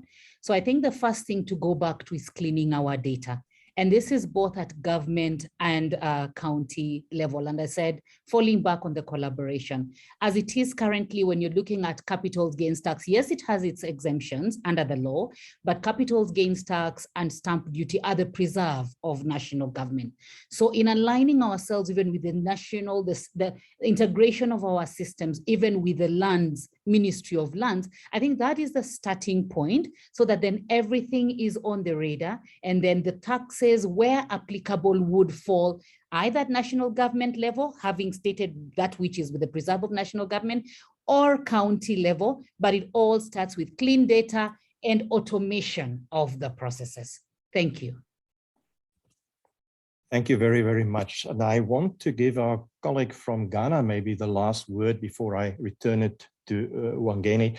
So can you please, in the context of Ghana, tell us at the moment, the valuation for rating purposes for the assemblies are all done by the Land Valuation Agency. But there seems to be in the law the possibility to also outsource to the private sector. And there are quite a lot of registered valuation surveyors across Ghana. Do you think that is a possible solution to ensure that you will have fewer outdated valuation roles? If you can quickly respond to that. Thank you very much, Professor. Yes, in that area, Ghana has not reached a point of making a determination of outsourcing. The reason is that the kind of valuation we are doing is actually the depreciated replacement costs. And the land valuation now is well equipped. The only problem is the limited financial capacity, which with this collaborative platform, because now GRA and other state agencies are sharing the same database. And with that heightened interest and the need for this valuation to be done, we are putting our shoulders together with some foreign support to make sure that we mobilize the necessary resources to get it done. The issue is that if the private sector comes into it, the question is, what is in it for them? And at the moment, not much is being mobilized on that front. So if we are going to now kind of half or probably chop off a part of it to a private sector, how much are you going to be left? And these kind of considerations has to be thoroughly analyzed before you can look at a private sector who has actually an interest in taking part of that money, which is also limited. Okay, thank you very much for your insights and your response. So we've reached 12 o'clock, actually 1 minute past 12. So it remains for me to really thank the two presenters and the three panelists. You did this fantastic job. It was very insightful, and I surely learned a lot. So with that, I return it to Wangeni. Wangeni, back to you. Thank you very, very much, Professor Franzen, for such an informative session that we've had. I really just want to thank you, the presenters, Mr. Jazil, I hope I have pronounced that properly, Andre from the Senior Tax Inspector and Director of Finance and Administration at Afrozai, and Your Worship, the Mayor Yvonne Akisoye, the Mayor of Freetown, Sierra Leone, especially for enlightening us on Osusu. That will be my words to take home. And thank you very much, the panelists, Mr. Kwei Aka, the Assistant Commissioner, Rent Tax Application Project from the GRA, Madam Rispa Simiu, the Commissioner for Domestic Taxes right here in Kenya, and Madam Carla Patricia Alves de Almeida from the Ministry of Finance in Angola. Thank you so much for that engaging session that helped us see different perspectives of property tax from Sierra Leone, from Ghana, from Kenya, and Angola. Ladies and gentlemen, it is now time to have that discussion on the two questions that I asked you previously. Remember the questions on the theme, what theme would you suggest for the next ATRN Congress? That's question number 1. And question number 2, which tax administration and training institution or university would you suggest to host the next ATRN Congress? Now, we are hopeful that by September 2022, we would be able to meet physically. So ladies and gentlemen, allow me to post the questions onto the chat box. There you go. And I would like to have you give your responses on the chat box. Ladies and gentlemen, also allow me to share with you the questions both in the ATAF languages of French and Portuguese, which I hope you're able to see. There you are.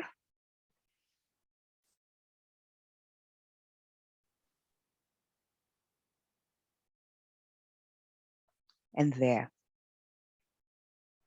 So delegates, I will give you 2 minutes to write in the chat box suggestions of the theme for the next ATRN Congress and suggestion for the host institution. Now, what will happen is that your comments, your suggestions are being collated by the Secretariat, and we shall be sharing your proposals towards the end of today's Congress.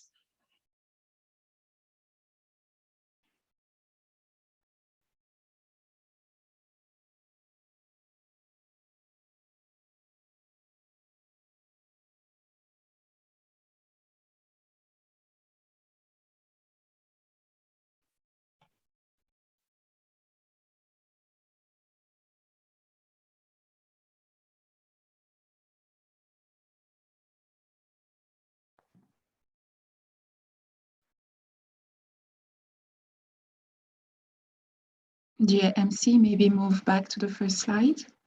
Okay. That slide? Thank you. You're welcome.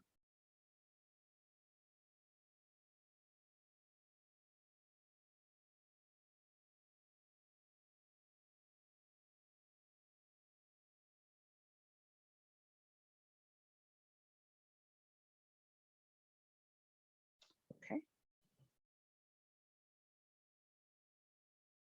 Thank you very much for your responses. Please keep them coming. We've got about 30 more seconds.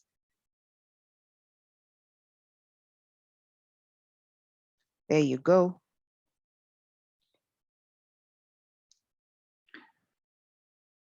I will stop screen sharing so that I can read some of your comments. Maybe move again to the second. Okay. Thank you. That's okay. All right.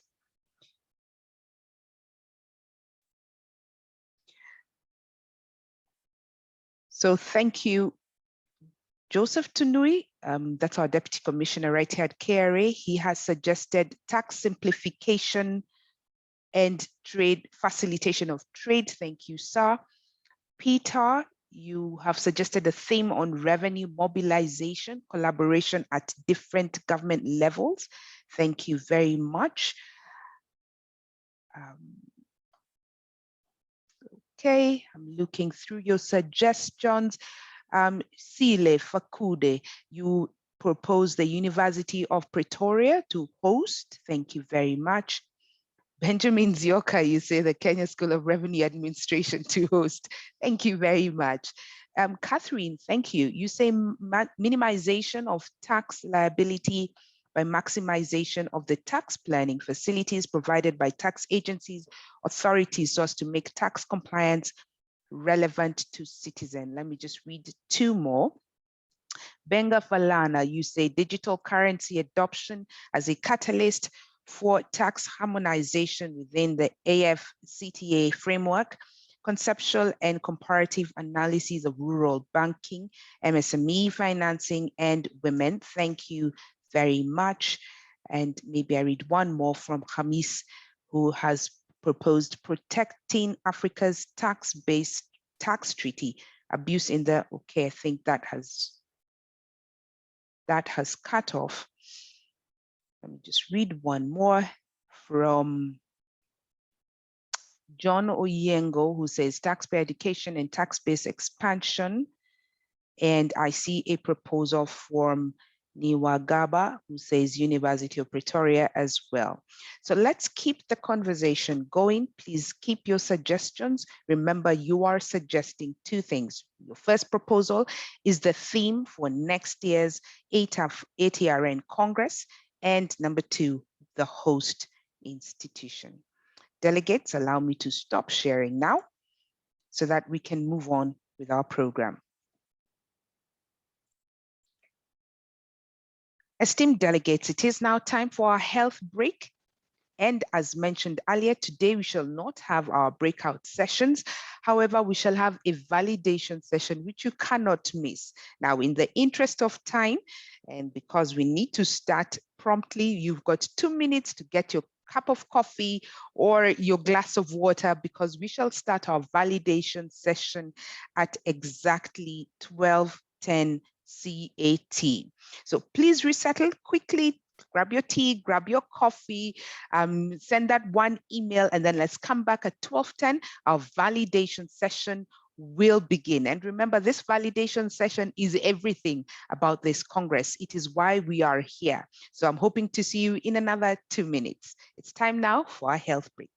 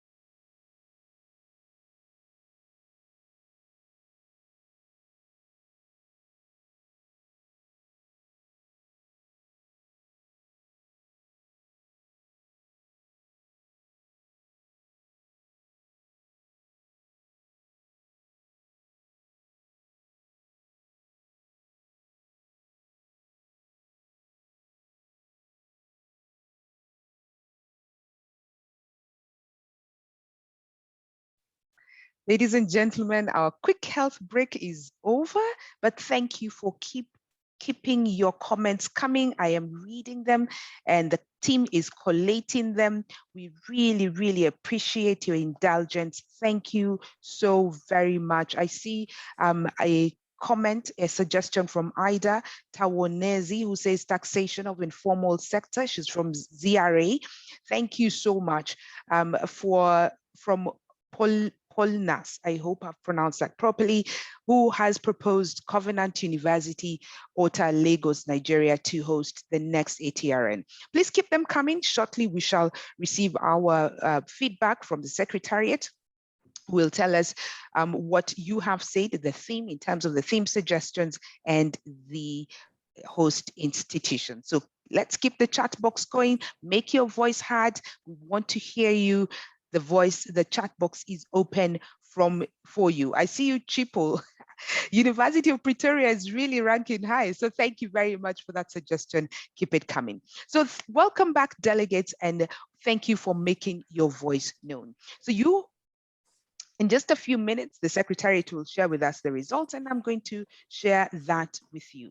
So it is now time for the validation in plenary, whose topic is tenets of a successful property tax reform strategy for Africa. And it will be chaired by Professor Roy Kelly. Hello, Professor, I see you there already. You're good and set. Professor Kelly is the professor of the practice of public policy, Sanford School of Public Policy, and he is the director of the program on fiscal decentralization and local government financial management, Duke University, USA. Professor, it's now your time. Take it away. Well, thank you very, very much for this opportunity to moderate and to participate in this fascinating 3-day webinar. We're now going to be focusing on this validation in plenary, trying to look at what are the tenets of successful property tax reform for Africa. And over the last several days, we've had the opportunity to hear from a number of distinguished speakers and discuss a wide variety of experience from a variety of countries, various perspectives, touching on policy, administration, and the political economy behind these various reform efforts. And also we've heard about the challenges and opportunities to improve property taxation. Yes, we've talked about the capacity to do the technical and operational, but also how do we motivate the willingness to implement these reforms among all the stakeholders and to be able to have a sustainable property tax reform. As Rio mentioned yesterday, I had the privilege of being one of the lead authors for the Property Tax Diagnostic Manual, which is available for download for free at the World Bank website. And in that manual, we also try to lay out a framework and bring a lot of international experience and provide a series of questions and directions on how successful property tax reforms can be implemented. So I encourage you, if you haven't had a chance, have a download, have a look at it and share it with your colleagues who are interested also in property tax reform. Now, in this last session, we really want to pull together the key recommendations that have arisen in these excellent webinar. And we have 3 experts who will be presenting these findings. And then that will be followed by a panel discussion. I would like to encourage you to please write in your questions when you think of them in the Q&A box so that we can try to get to as many of those as possible. And I also want to encourage the panel members that the first question I'm going to ask you is to give us a 2-minute feedback or immediate thinking about the presentation that you're going to hear, the summary statement and recommendations that we have. So I would like to ask the 3 experts. We have Dr. Colette Nyarakamana, who is the interim program lead for the African Property Tax Initiative, along with Ms. Astrid Haas, who's an urban economist at the African Development Bank, and also Ms. Justine Knebelman, who is a postdoctoral associate at the MIT, Massachusetts Institute of Technology. So I'm going to turn it over to these 3 experts. They have 15 minutes to kind of make their presentation.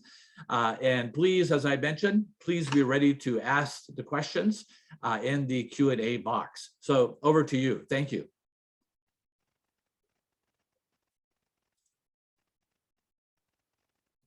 Thank you very much, Roy. Good day, bonjour, bon dia across Africa. I hope that you can hear me. Roy, I'm going to request an extra 5 minutes because we are actually going to run a poll as well. But before I do that, I just want to explain a little bit what myself and my 2 wonderful colleagues, Colette and Justine, have been doing over the past 3 days, which is we've been trying to collate the sort of main tenets that come out of this Congress. And it's been an honor, but also a challenge to do so. A challenge no less because we're based across 3 countries, across Ghana, Uganda, and the United States. It has meant that we've been working on a near 24-hour cycle between us to be able to do this. The honor, however, has been that we've been able to read all your fantastic research. We've been able to participate in all of the sessions, and we've been able to interact with a number of you to be able to hear your thoughts. The challenge, of course, is, as you all know, and as we've heard over the past couple of days, Africa is a truly diverse continent in many ways. And in particular, its diversity is also reflected in its property tax systems. Therefore, coming up with 5 tenets that really can encapsulate and provide useful information, input, and advice for policymakers across the board was not least to say, something that took us up until this very moment to get to, but we have tried. Now, as I mentioned previously, what we want to do to start this session is we want to do exactly what all of you have done, which is do a bit of research, because we thought we are here with the topmost experts on African property tax across the continent. So why not ask them the questions that we actually don't have an answer to, and to get your opinion? So what we are going to do is we're going to run a poll on Zoom. The poll questions should hopefully, if I'm not mistaken, come up now. And I'm going to display them in French and in Portuguese as well.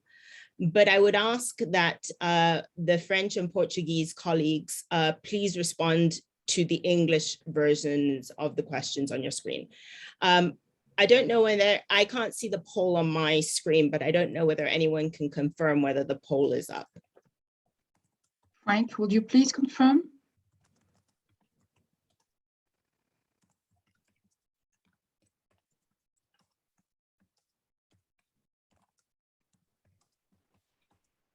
Perhaps whilst the poll is being confirmed, I can take the opportunity to outline the question to you and why we're asking this.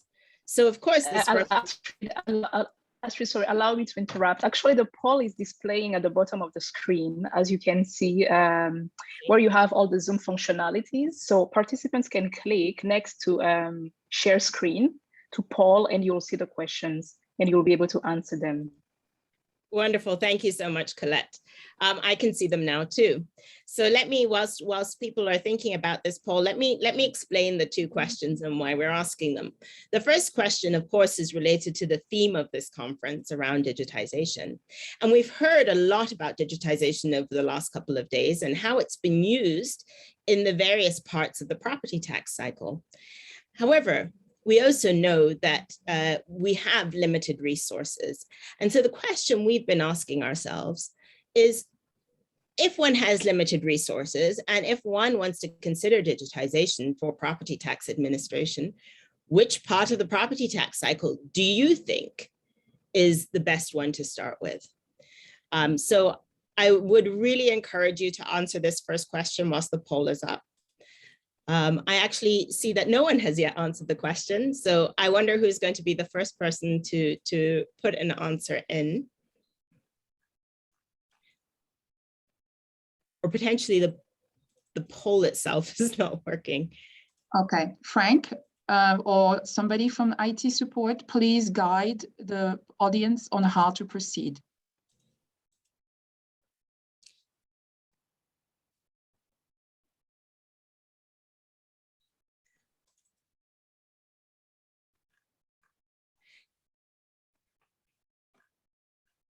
Nara, I think since the poll doesn't seem to be working, or at least we don't seem to be getting any responses, which could either be related to the question or the technology, perhaps we can move this to the end of the session and figure out in the meantime how to get it to work. That's advisable. Thank you very much, Astrid. Please proceed. Perfect.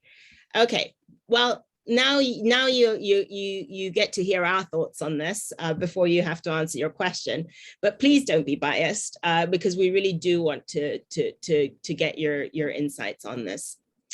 I'm going to close, and now the poll won't close on my screen. Okay, let's see.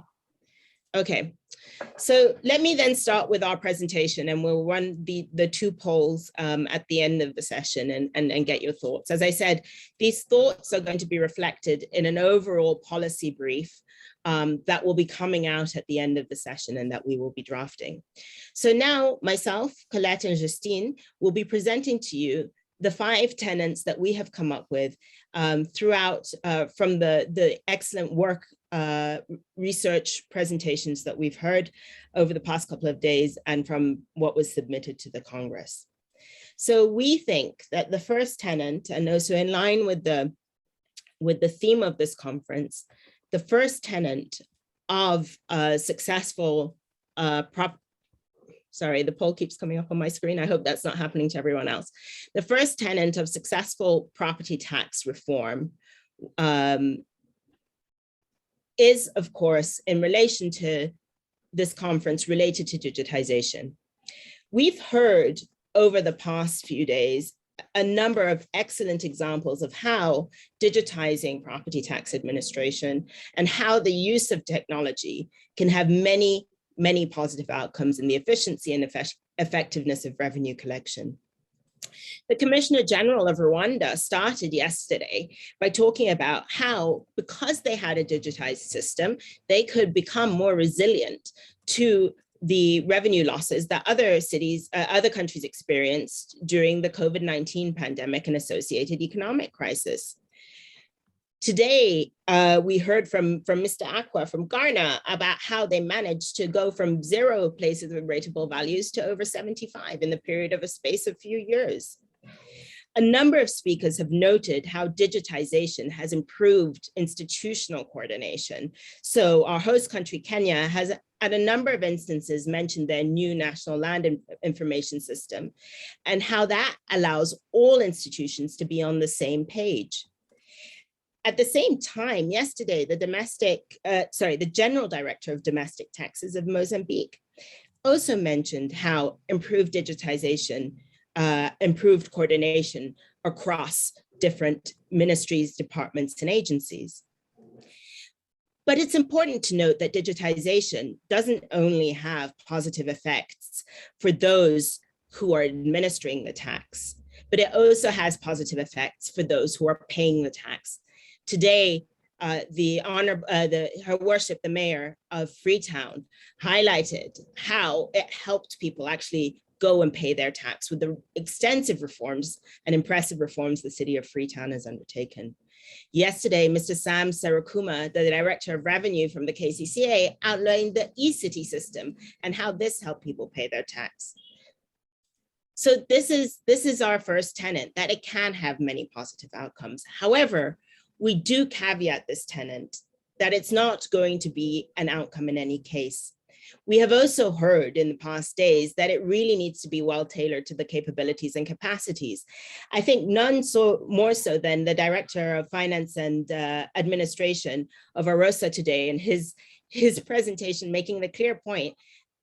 Very fundamentally, you need electricity and internet. And right before my presentation, I didn't have electricity. Or as we've just seen from the poll functionality that we have experienced that we've just had now, technology cannot always be our friend. Secondly, if we're going to do digitization well, it really requires significant time invested and resources to be able to do so well. But thirdly, and I think this is the most important point on digitization, it in and of itself is not going to be the panacea for successful reform. Rather, digitization and technology are only going to be as good as the institutional, organizational, and administrative structures it is supporting.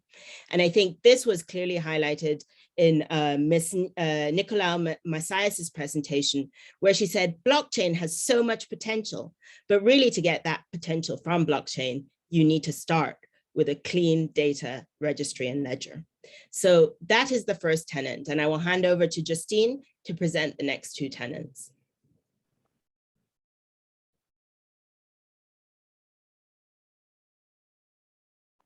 Hi, everyone. Let's jump directly into the second tenet. Oh yeah, perfect. The slide is here. So the second tenet that we really wanted to highlight it, and that has, of course, been a cross-cutting issue in the different discussions that occurred during the conference, is identification. So what do we mean by identification? It's a system that allows properties to be uniquely identified in any property tax system. And what are the objectives of having a good identification system? As is very familiar to most of you, the objectives are first and foremost to assess the extent of the coverage, how many properties are in the tax net, but also make sure that no properties are being double taxed.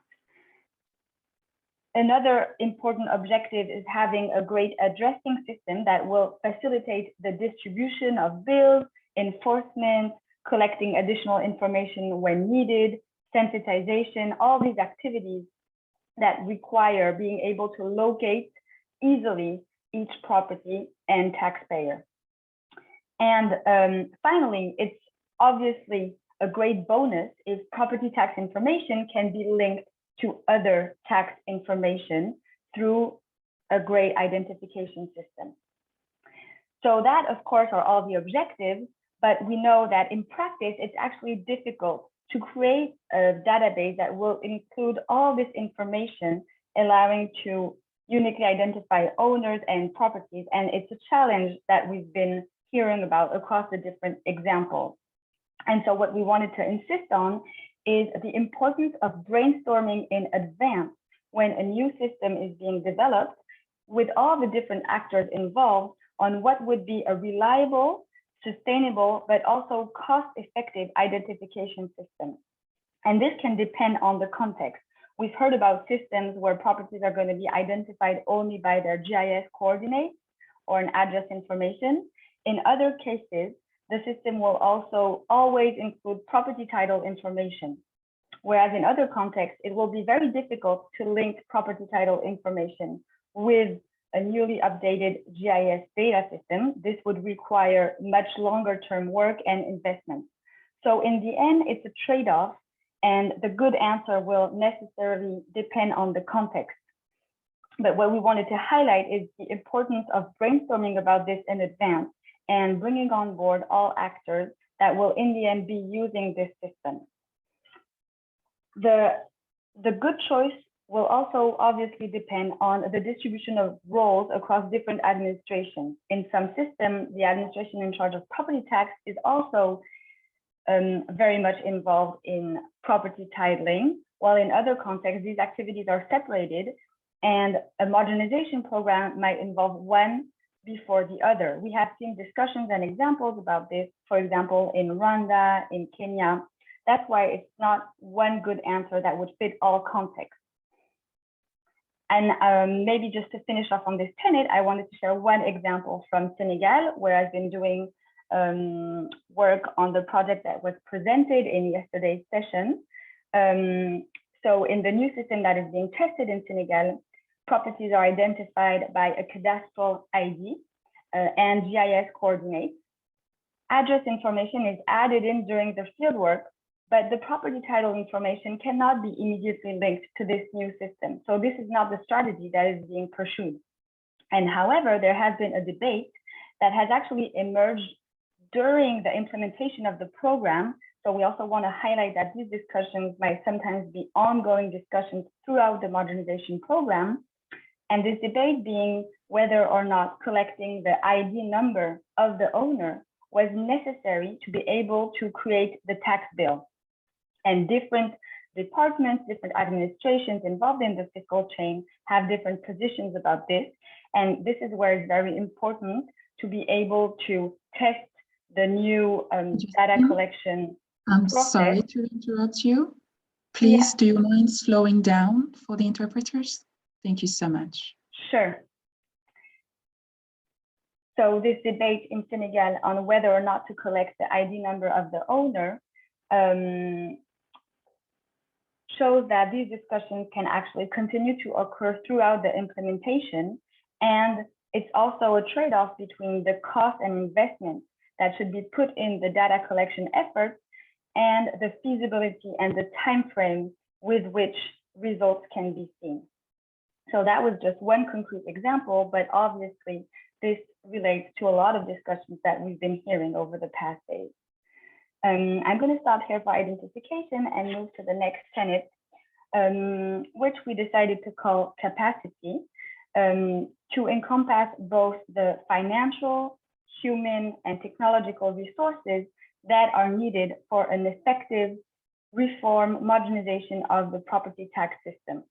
And what we want to highlight with this tenet is that to successfully reform property taxation, there's a wide array of skills that are actually going to be needed.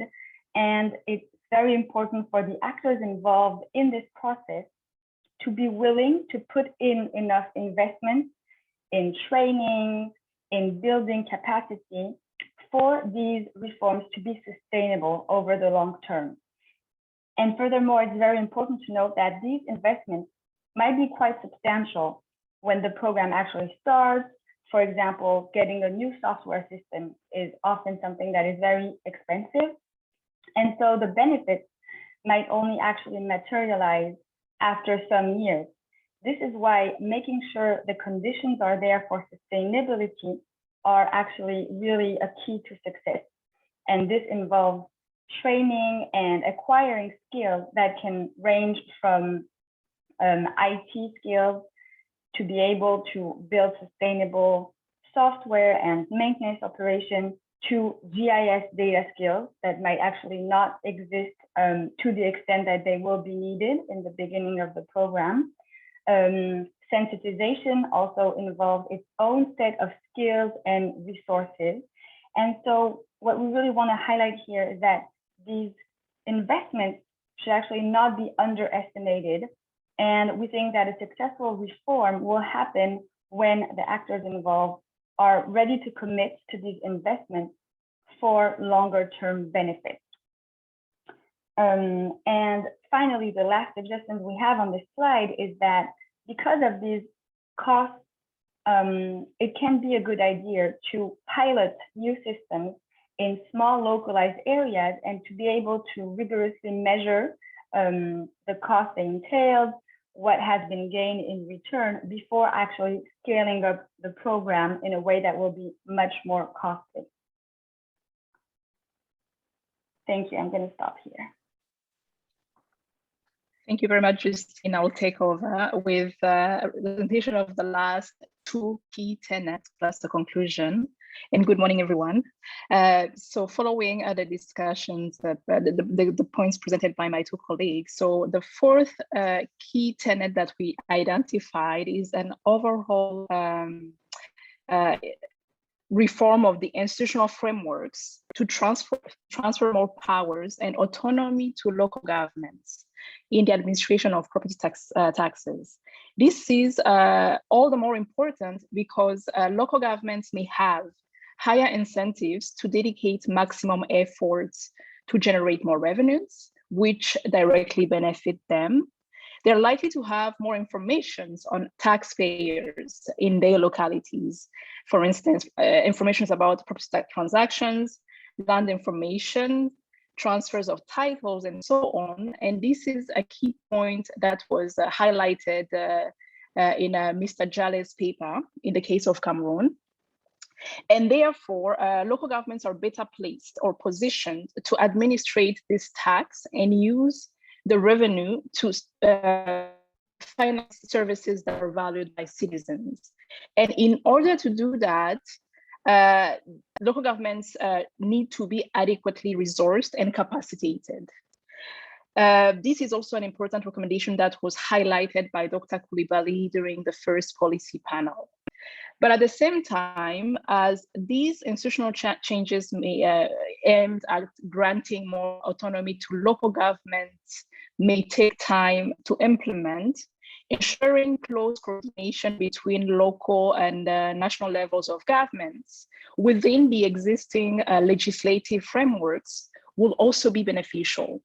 In fact, it is true that the long experience of central governments in broad property taxation policies, but also the likelihood of having more capacities to administrate the tax compared to local government, put them in a better position to do so.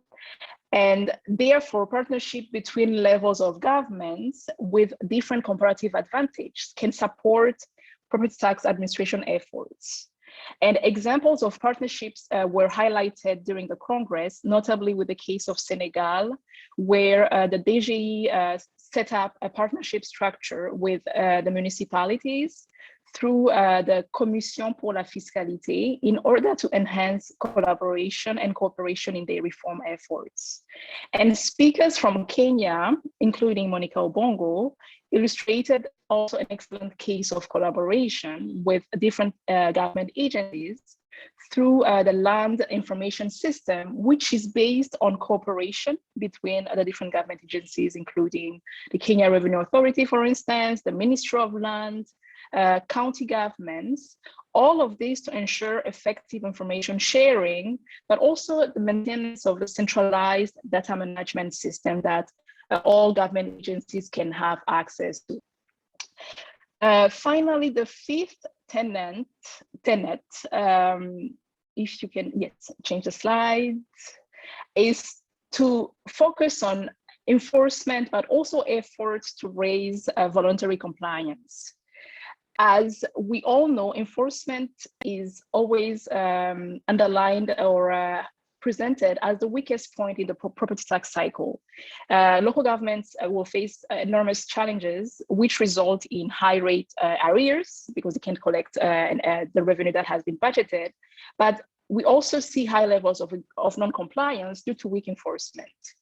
We also know that enforcement can be politically unpopular, but also the lack of technical and financial capacity can exacerbate already existing enforcement systems. And this is a situation that was underlined in the case of Harare in yesterday's presentation, as well as Nairobi. And what was recommended, mostly in the case of Malawi by Mr. Kaude, was to implement credible enforcement measures that aim at sending a strong signal to taxpayers about the cost of non-compliance. With that said, a successful property tax reform should include a comprehensive and creative communication strategy tailored to the context and also incorporating insights from research. Key is to ensure that taxpayers understand what the taxes are paying for in order to encourage voluntary compliance. And this can be done by creating a clear, visible link between property taxes and the provision of public services. And this is also a key point that was widely acknowledged in the last 2 days' presentations.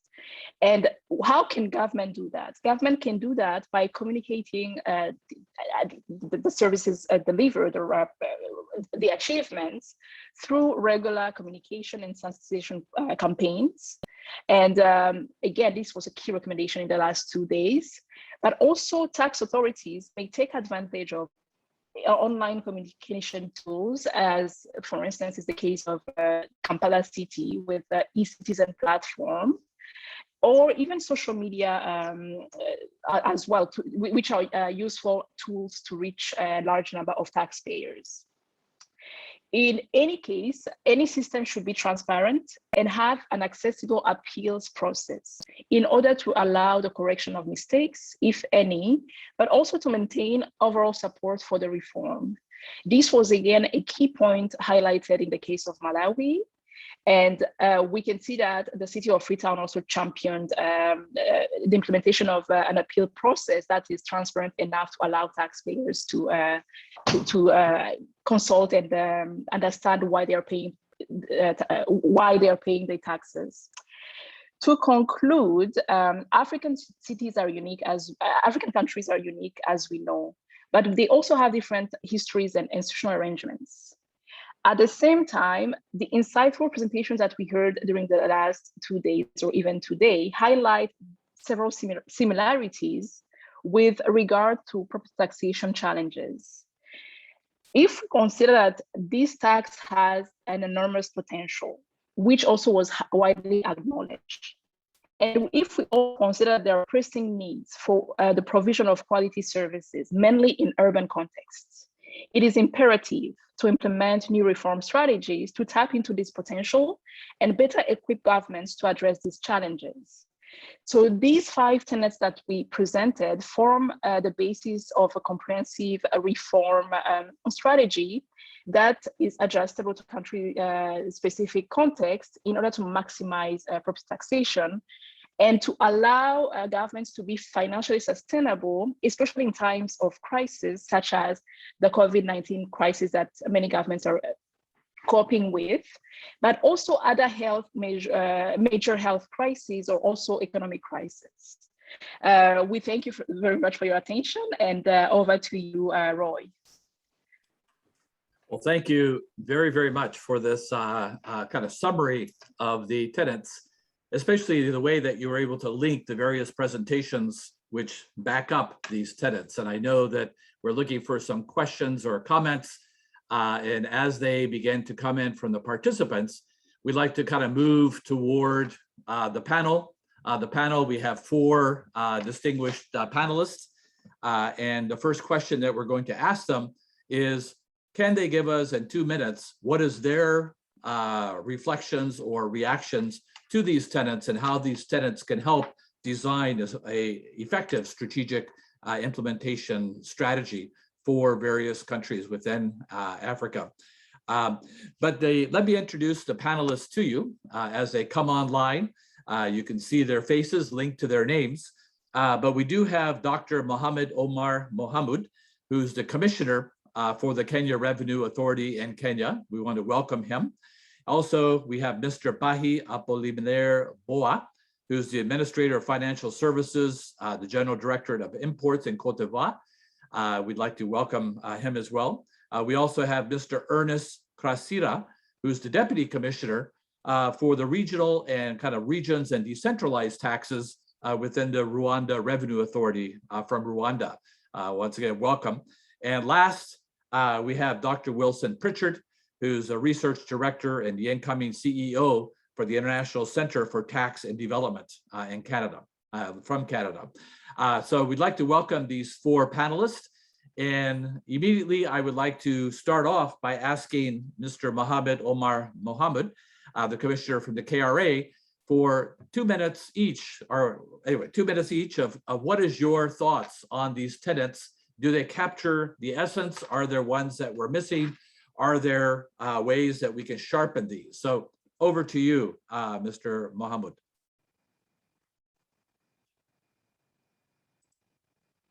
Is Mr. Mohamud here? I don't hear anything. Maybe we can proceed to the next while Okay, we'll okay. Well, I did notice that Mr. Bahi Boa, Apollinaire Boa is here from Cote d'Ivoire.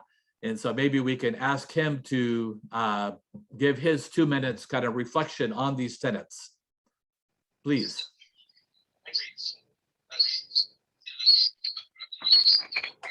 Merci. Bonjour. J'espère que voilà, alors je voudrais en 2 minutes faire connaître l'audience en ce qui concerne notre point de vue, en ce qui concerne Monsieur Apollinaire, il y a un bruit de fond. Si vous voulez bien le régler. D'accord. Alors, merci. Je vais le régler. C'est bon? Je me fais bien entendre maintenant? Oui, allez-y. Voilà. Alors, je voudrais juste rappeler que les réformes en ce qui concerne la digitalisation en Côte d'Ivoire ont débuté véritablement en 2017. Et la situation du Covid-19 qui est survenue en 2020 a permis de booster, sinon d'activer véritablement toutes les réformes qui ont été initiées dans ce sens. Alors, concernant la Côte d'Ivoire, le cas de la Côte d'Ivoire est quasiment le même que tous les autres pays de l'Afrique subsaharienne. En ce qui concerne d'abord la configuration même de l'impôt foncier, l'affectation également qui va au bénéfice des collectivités territoriales. Donc, sur ce point, il n'y a pas de commentaire particulier à faire. Mais ce que nous voudrons juste dire, c'est que depuis 2017-2018, nous avons lancé les réformes de digitalisation. On avait déjà initié certains projets dans ce sens, déjà en 2016, avec la mise en place d'un projet que nous avons dénommé le projet e-cadastre, qui permet à partir de pouvoir identifier les parcelles, de faire leur évaluation et également de permettre le recouvrement de ces contribuables-là. On avait également mis en place un système de collecte des mails qui permet de collecter l'ensemble des mails de tous les contribuables. Je rappelle qu'en Côte d'Ivoire, nous avons près de 600 000 contribuables, près d'1,2 million de parcelles fiscalisables en Côte d'Ivoire. Et aujourd'hui, le boom immobilier suscite encore beaucoup d'intérêt, donne beaucoup d'intérêt à la gestion efficace de l'impôt foncier. Alors, revenir sur la question du rapport entre, je ne sais pas si je peux en parler maintenant, le rapport entre le système central et les collectivités territoriales. En Côte d'Ivoire, le système étant déclaratif et vu les énormes moyens, sinon les énormes coûts que génèrent les projets cadastraux, alors la Côte d'Ivoire a opté pour la centralisation, c'est-à-dire la gestion de l'impôt, la collecte de l'impôt foncier, des ressources de l'impôt foncier par le système central et qui est reversé au bénéfice des collectivités. Alors donc, on voici un peu globalement ce que nous pouvons dire, mais nous privilégions. Thank you. Oui, oui. J'espère que je me fais entendre.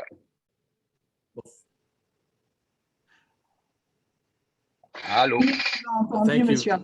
Yeah, thank you very much for sharing on the Côte d'Ivoire experience. We will come back to Côte d'Ivoire and ask you a specific question on Côte d'Ivoire. But if we could move on to Mohammed from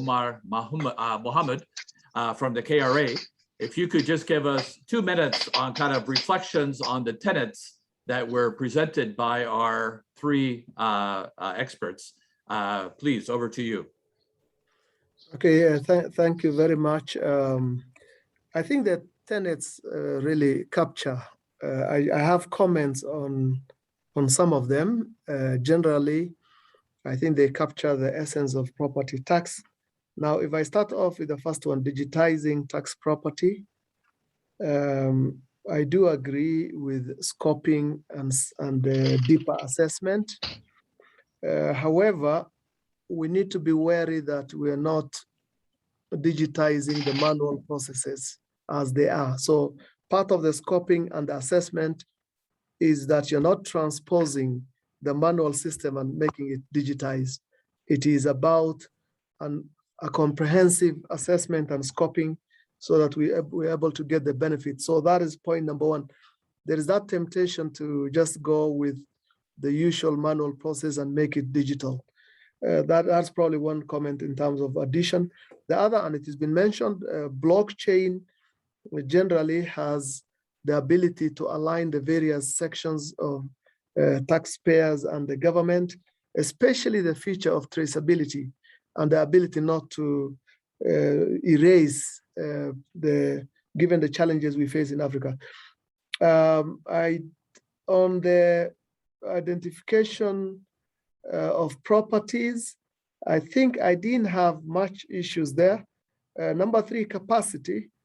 I do agree that we have to do piloting before scaling up the issue of equipment. Maybe as part of piloting, we might want to use strategic tools such as scenario planning to be able to see the various outcomes that might come out of the taxation we are trying to introduce, and what might be the mitigating factors. On the institutional framework, and I think it's been cited by the speaker, the issue of capacity with the local governments. In Kenya, we have the devolved government is the county governments. They are not there yet. It might be a good idea to think about a transitional period when you are building capacity with the national government, and then over time you might be able to devolve. But as it is, and I can speak about the Kenyan experience, the counties, our devolved units here, are actually not ready right now. So a transitional arrangement might actually be the way to do it. The other one, finally, enforcement and voluntary. The challenge we face in Africa is the low tax morale. And I think the researchers have alluded to that, where you are trying to make a case for what the taxes that are collected are doing. So that is one way to approach it. The propensity to voluntarily pay is very low in Africa. So therefore, of course, communication, research are important, but we need to bear that in mind. A lot of our citizens feel that they're not getting value for money. because of leakages, because of corruption, and so on. So those are my brief comments in reacting to the presentations. No, thank you. It's always good to get a practitioner's perspective on kind of how do you put these tenets into practice. So thank you very much for sharing those. I'd like to now very quickly ask Ernest Krasira from Rwanda, if you have 2 minutes, keep it short, 2 minutes, kind of initial comments, and we'll come back to you with another question later. Please, Ernest. Oh, okay. Thank you so much, Ms. Kelly. On the presenters tenet, I think I don't have. Mr. Ernest, I will invite you to lower your camera so that we can see you. Right now, we only seeing your forehead. This is okay. Thank you so much, sir. Do you see me now? Much better. Thank you. Please proceed. Okay.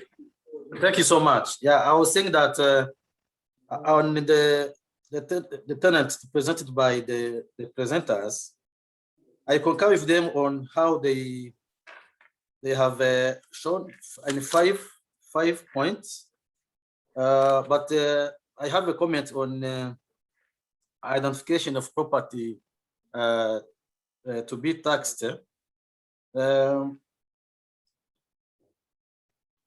I would say this should be, I don't know if how they have listed them is by importance or is randomly, because for me, I would start by identification of the properties, because everything comes after you have identified all properties. So in the case of Rwanda, we have an institution in charge of property registration and ownership. We call it the Rwanda Land Management and the Use Authority, where they register all properties by owners. They have all information about the location. They have the all information about the size of the property, and also they can show where they are located. So I can say that once this information is available, it has been easy for the tax administration to go now for the taxation of the property tax, because the information is available, and we thought it is inaccurate, and the taxation is done properly without any duplication, because you have the old plot has its own identifier that we call UPI. This is a unique plot identification that is unique to any plot. You cannot have a duplication or any error on plot identification. So this is help us also to tax the property tax based on that information. So after identification, I concur with them also on digitalization. Once you have the identification, you put them in the system. From there, you have the whole information. You know how many plots to tax. As in the case of Rwanda, we have also some properties which are exempted from property taxation. For the institutional, for the capacity building, here I explained this with experience also of Rwanda, whereby this property tax were initially collected by local government, but since 5 years ago, the government decided to give it to the Rwanda Revenue Authority to collect them based on the experience, and RRA started that time, and but we've aimed to continue to help the local government to build the capacity, so that at any time, if the government find that now they are ready to do it for themselves, they can be done. But up to now, we still have in the process of building the capacity for this local government institution. we have also for institutional framework, we have among the resources or the capacity, we have also a coordination or a link between the local government and the tax administration, where we have a regular meeting, a regular meeting where we discuss on issues that are found on field, and because they have the whole information about the properties, we gain or we have more information, and to help us to improve the taxation of property tax. Okay. We Maybe have also, sorry. Maybe one more comment, and then we have to move to the next panelists. Go ahead. Okay, thank you for the voluntary compliance. This one also we have a department, separate department in charge of taxpayer education. So through meetings, through social media, through communique, radio, television, we provide information about the properties so that the taxpayer have enough information and that they can pay taxes knowing what they have to pay, when they have to pay, and what they have to pay. So with this, maybe I stop by here or continue with other questions. Thank you. No, thank you. Obviously, we would love to have your written comments as well, but thank you for sharing those initial comments, really emphasizing that property tax really starts with the identification of the property. That gives you the potential, but if we don't collect it, we only have potential, we don't have realized. And so I think the combination of identifying the property, managing the digitization, but also linking it to the voluntary compliance is really critical, as you mentioned.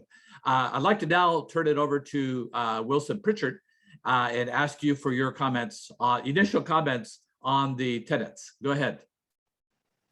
Great, thank you very much. And let me apologize for my setting. I'm outside of the city today, and a big storm has knocked out all the power and internet.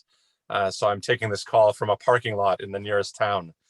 I would like to congratulate the presenters on their presentation, which I think does an excellent job of really capturing many of the key ideas from the presentations today.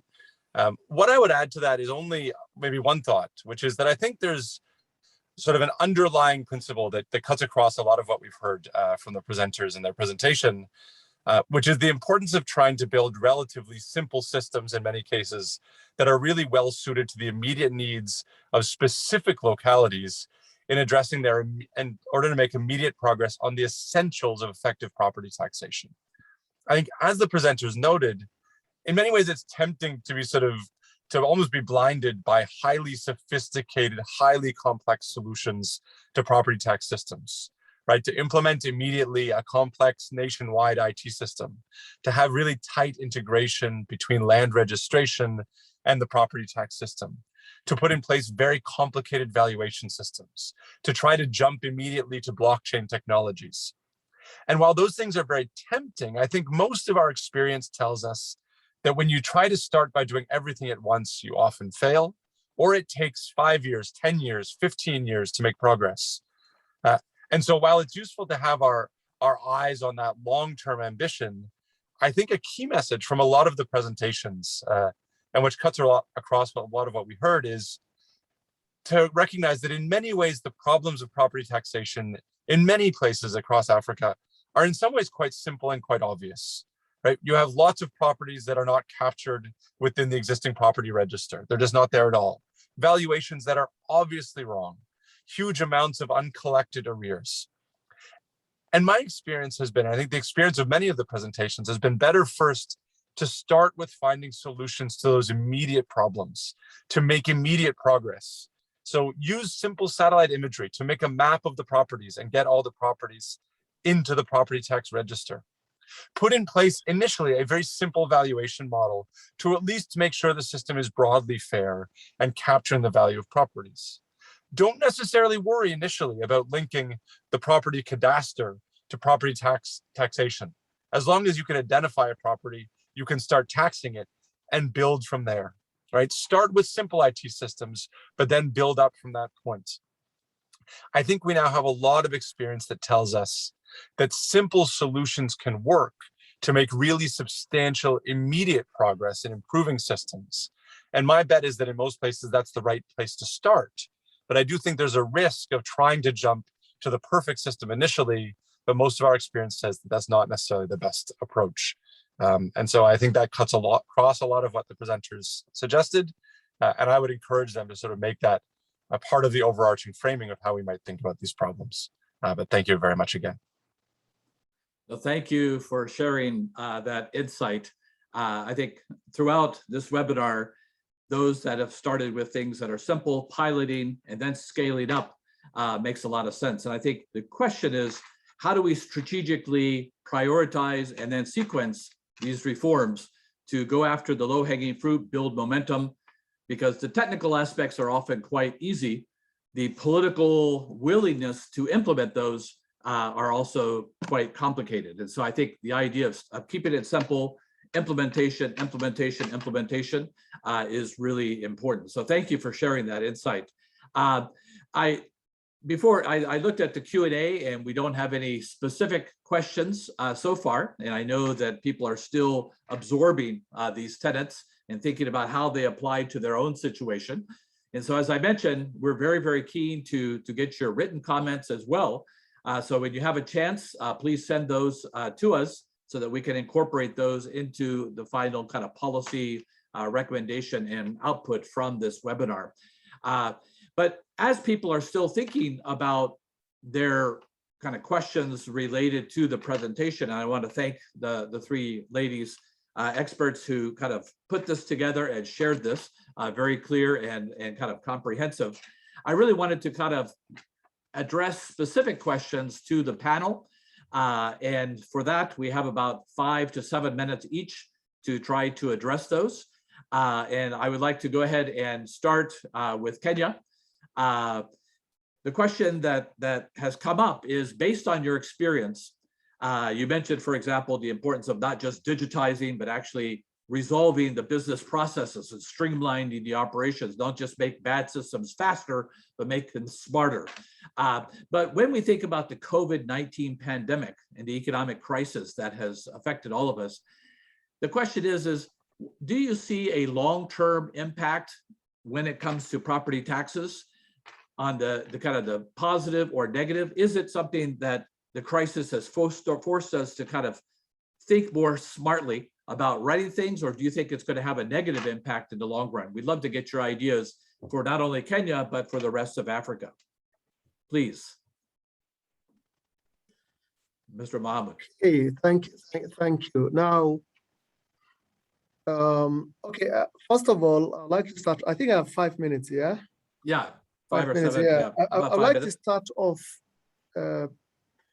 by stating that property taxes is a function of the wider economy. So we cannot detach the impact on the economy from property taxes. So just quickly touching on that first, in terms of what the impact has been, and I can cite IMF estimated that the global economy registered a negative growth of 3.2% in 2020. So because properties depend on the performance of all sectors, including retail, wholesale and retail, travel and accommodation, manufacturing. So that has implication for what the impact might be even in Kenya and the rest of Africa. In the National Treasury in Kenya estimated that the growth will be 0.6% for 2020. And these are some of the impacts quickly. As I've mentioned from the outset, that we cannot detach from the wider economy. Supply chains were adversely affected.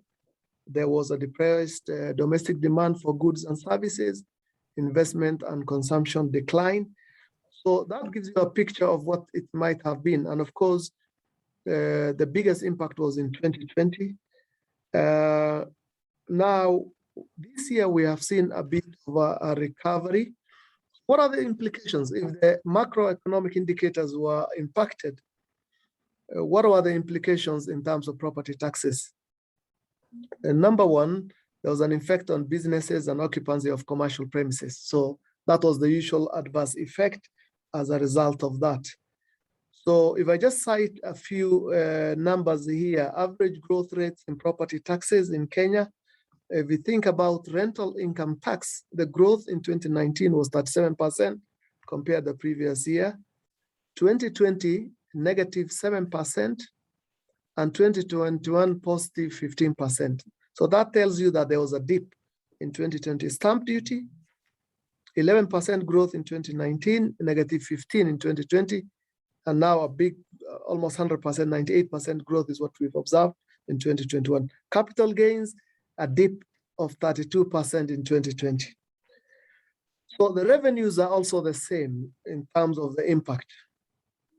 That was the first impact. Now, the second is the adverse effect on fiscal responses during the pandemic. Of course, many governments in Kenya, in Africa, including Kenya, imposed a number of measures to help with liquidity, to help enterprises during the height of the pandemic. So in Kenya, we had a reduction of corporation tax from 30 to 25%, reduction of turnover tax from 3 to 1%, VAT was reduced by 2 percentage points from 16 to 14, and so on. So these tax relief measures, even for individuals in employment, of course, had impact in terms of the consumption is reduced, and therefore it had implications for profit taxation. Now, looking at the upside, the enhanced and fast-track digitization was the positive outcome of the pandemic. There in Kenya, the development of applications, mobile applications is really pervasive, but this has fast-tracked even further.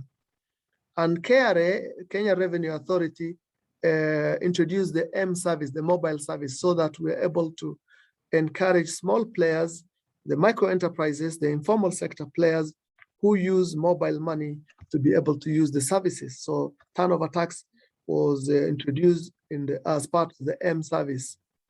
The digitization of the lands was discussed during the last few days, the National Land Information System. Again, there was this impetus to fast track the digitization. And a lot of, for example, the Kenya Revenue Authority is now integrated with the business registration system, with other citizen registration systems. And therefore, that has been a positive impact of the speed with which that transformation has happened. Now, looking forward, as I conclude, I see the use of information management systems being enhanced even further for revenue mobilization, the use of geographic information system to be able to locate the various rental blocks to perform spatial analysis of the land, and therefore the property data can accurately be mapped. Remember, one of the key important points is that the data is clean that we have in terms of properties. I did mention the blockchain. Yes, it's important to start off with the low-hanging fruits, but we have the view that within a particular country in Africa, Kenya, for example, you've got sectors where the cutting-edge technology is being used, artificial intelligence, blockchain. So I think that the transition that we used to have from agrarian society that takes ages to an information society, to knowledge society, that has been disrupted. So I actually believe that within the same space, you can have the cutting-edge technology, and for some countries or departments that may not have the technology, you can still have a more gradual and incremental change. So there's nothing that stops the disruptive technology from being used alongside a more incremental system of exploring these technologies. Well, thank you.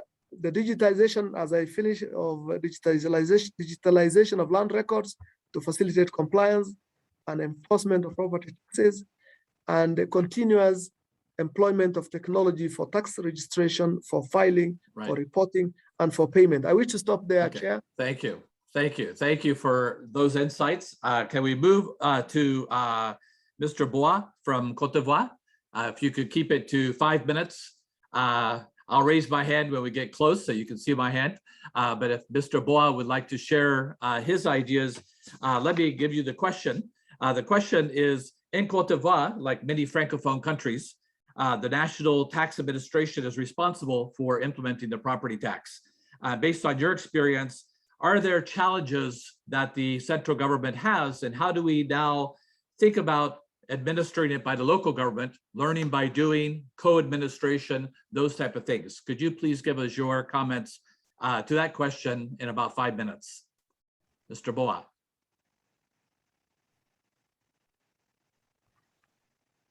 Is Mr. Boa here? I don't see or hear. So let me go on to Mr. Ernest Karasira from Rwanda. The question that we have for you is that in Rwanda, there was a very large and very successful property identification program that was linking to assessing the value of the properties, collection payments, and compliance and enforcement. Based on your experience, what are the opportunities and challenges when we have such a large identification separately from a more comprehensive strategy? Is it, anyway, let me turn that over to you. So is it more about identifying the properties, which is a potential property tax, but also linked to the more comprehensive collection and enforcement side to make sure that that potential is actually realized? So Ernest, please give us your thoughts in 5 minutes. Okay, thank you. Thank you so much for the question. And as I mentioned earlier, and as also the question was asked, we have two institutions that is a separate institution, one in charge of property registration, as it has been done. I remember from 2007 to 2011, where they have been registering all properties, and that was to, it was not considering also the taxation that period, that time, because it was the other issues that the government want to resolve, which can be related to the property ownership, because we had we have to be sure certain of the property and the owner of that property, and also other issues that was related to the dispute, corruption, and security, and so on. And also there was an issue of resolving of bank collateral on loans from the banks. This was the preoccupation of the government. Also having the proper urbanization planning to separate the infrastructures that is there with the individual land, because before it was not really separated. Also to be able to evaluate that property. This is I can say that that was the aim before, and we find that it was a heavy work that the government has to do, and I would say that it was not easy to introduce the same time these taxation issues in that job, because we thought it would affect the information to be given by the landowners. Because if we go and request for information on land when we want to register them, we say, okay, the purpose is for tax issues, the taxation issues. So we find that it is not really good to do it at the same time. But when the time comes from 2012, so from there we start to collect property tax, even if it has a different name, but it was a property tax because it was based on the properties. And from the information that this Rwanda Land Management and Use Authority has, as I mentioned, there are also some properties which are exempted, are not taxed. So we concentrated only on those properties which pay taxes. So we register them based on the UPIs, as I mentioned, and we give to all taxpayers the unique tax identification number. This is a TIN, what we call TIN, taxpayer identification number. this number is used not only for property tax, but for all other taxes that is paid by that taxpayer. So from there, we have been able to register all property owners that are not exempted for tax purposes. So this comes with our experience. This comes with the issue of taxpayer compliance, as we mentioned also in our discussion earlier. So for tax purposes, it is happening. I hope it is happening everywhere. All taxpayers are not filing their tax at the due date, 100%. For some, I think it is a common observation. So we have an issue of taxpayer compliance. So it is a continuous, even if you have this, the information about land, about properties, we continue to enhance the taxpayer compliance so that we have a high level of tax compliance rate based on that information of taxpayers, of land that is subject to the taxation. So okay, thank you. If you could summarize in 30 seconds, any last thoughts? Yeah, the last, this one, I think I can see it, what I have said, like as opportunities, because you have the whole information that can be used for tax purposes. And we are lucky that based on the UPI, based on the TIN we give to the taxpayer, there is no duplication, there is no error. We can tax the right person for the right property and for the right tax to pay. So for the challenges, I cannot see any big challenge. Maybe the cost of that system, because we are using the two systems, and two institutions are using two different systems, which are interconnected. So the challenge would happen if there is no interface between the two systems. Otherwise, I find more opportunities than challenges. I thank you. Okay, so obviously the coordination between those information systems and to translate that information system into realized revenue and equity and efficiency, the compliance issue is critical to your thing. If I could turn to Wilson Pritchard from the parking lot, if I could ask you a question. It's widely understood that the property tax is a tax that everybody loves to hate.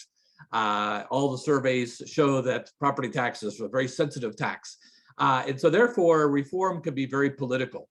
It's not only a technical issue. So in terms of what are the main political determinants, and how do you overcome and how do you mobilize the political will and the ability, not the ability, the capacity, but the willingness to actually implement? And how do you actually increase the political buy-in for that by not only politicians, but all the stakeholders? Any thoughts on that? Great. Thank you so much. And thank you for the wonderful question. I think you're absolutely right in broad terms. I mean, we've talked a lot about technical solutions and the broader sort of legal and institutional challenges of reform. But if we look across countries, I think the central message is that ultimately the success or failure of reform depends overwhelmingly on what we might broadly call politics. If we look across the continent, and not just Africa, elsewhere in the world, we can find lots of administrators, lots of policymakers on this meeting who have the requisite technical knowledge and the models to dramatically improve outcomes. And at the same time, we know that in many places, the problems that countries face are in some ways, as I said before, quite obvious. Big gaps in registration, big gaps in valuation, uncollected arrears. And so the question isn't always, what do we need to do? The question often is, why is it that really good ideas don't get implemented in practice? And I think when we think about that question, that the evidence and the discussion in this meeting actually points us towards three kinds of politics, which I would call taxpayer politics, administrative politics, and the politics of the relationship between central and local governments. And I think we really need to be able to think about each of them to push forward successful reform. The obvious one is taxpayer politics. Many taxpayers don't want to pay taxes, and property taxes are very visible. That can make them costly politically for governments to implement, or at least governments worry that if they push forward reform, they'll be punished politically. There's no single solution to that problem, but I actually think we have a growing body of evidence that tells us that this problem is solvable. Because when governments are able to show taxpayers that they're translating new revenue into services, when they implement things like participatory budgeting, we actually now have survey evidence that shows us that property tax can actually be very politically popular with taxpayers who understand that their existing systems are unfair and they're not working. We heard from the mayor of Freetown, Yvonne Akisoya, earlier. She's talked about the major challenges of implementing an ambitious reform. But when we surveyed taxpayers, 70% of them told us that they support the reform program because they believed it would be translated into services and benefits. And I think that's a big message for reformers, that this can be politically popular if you show the benefits, if you engage taxpayers in making decisions. I think the less obvious part of politics is what I'd call administrative politics. Right? We know across the continent that we have some administrators, the ones in this meeting, who are deeply committed to reform. But we have other administrators who have often been aggressively resistant to the reform of property tax systems, both property tax administrators and often land management administrators. And I think that happens for three kinds of reasons, and we need strategies to bring those administrators on board. You know, sometimes this is just a difference of vision. We all believe that the way we do things is the right way to do things. And we might be resistant to making changes, right? We need to make the case to those people about why reform can work better systematically. I think sometimes it's a fear of change, right? A concern that new systems, or the digitalization in particular, might threaten the jobs or the seniority or the influence of senior staff. And so they want to resist reform.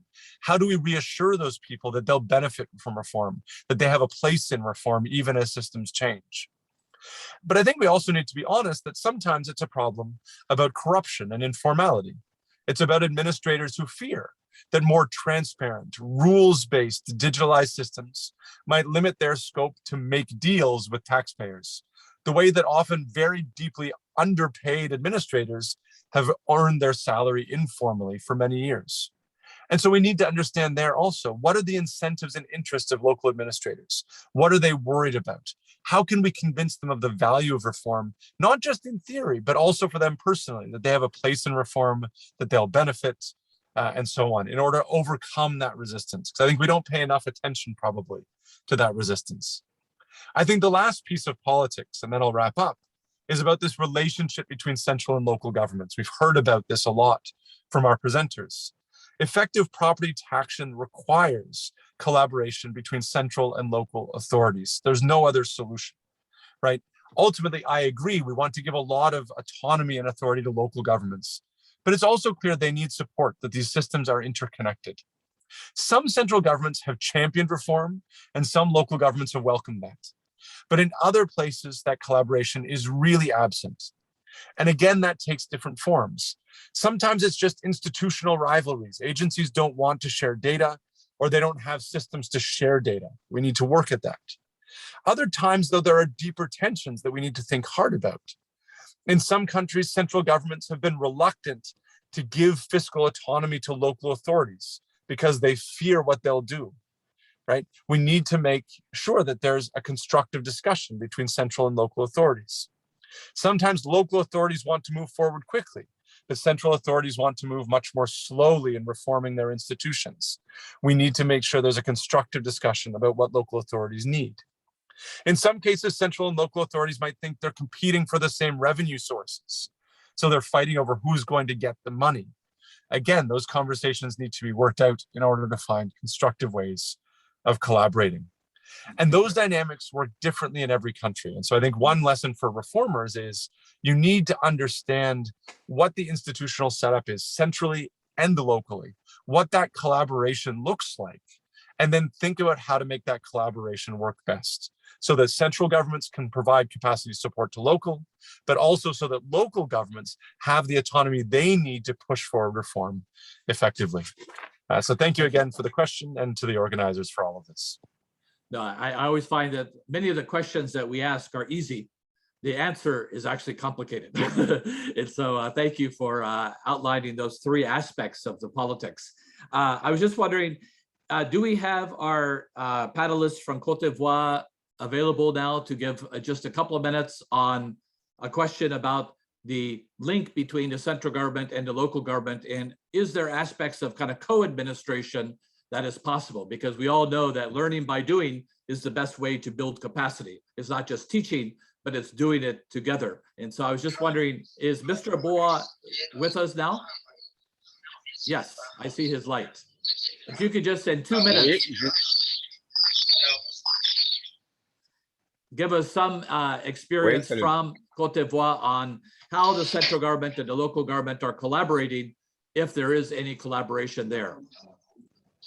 So just a couple of minutes because we're running out of time, please. Oui.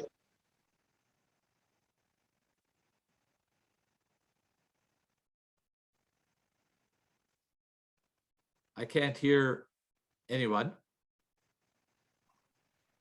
So let me stop there and turn it back over to our three experts who made the initial presentation. I know that they did have a survey. If they could go ahead and post the survey, I'll turn it back over to Astrid, Justin, and Colette. Please show us the survey and then we can close the session. Go ahead. Roy, we would love to do so. I don't think we're technologically enabled to do so. So okay. If the IT, I can post it. Okay, I see it here now. Okay, please, Astrid, please hold on 1 second. I will invite Romeo to lead us in how to conduct the poll. Perfect. Thank you, Nara. Thank you. Thank you very much, Nara. Just a quick announcement. As you take the survey, I'm speaking specifically to the panelists. Please do not click on the polls button at the bottom of your screen. Just wait for the polls to appear on your screen and proceed to responding to the survey. Do not click on the polls button at the bottom of your screen. Thank you very much. Thank you very much, Romeo. Now, Astrid, can you please display the questions in French and Portuguese and lead the audience in the questions, please?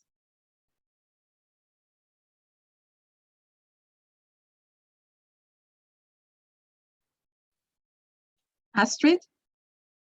Astrid, you're on mute.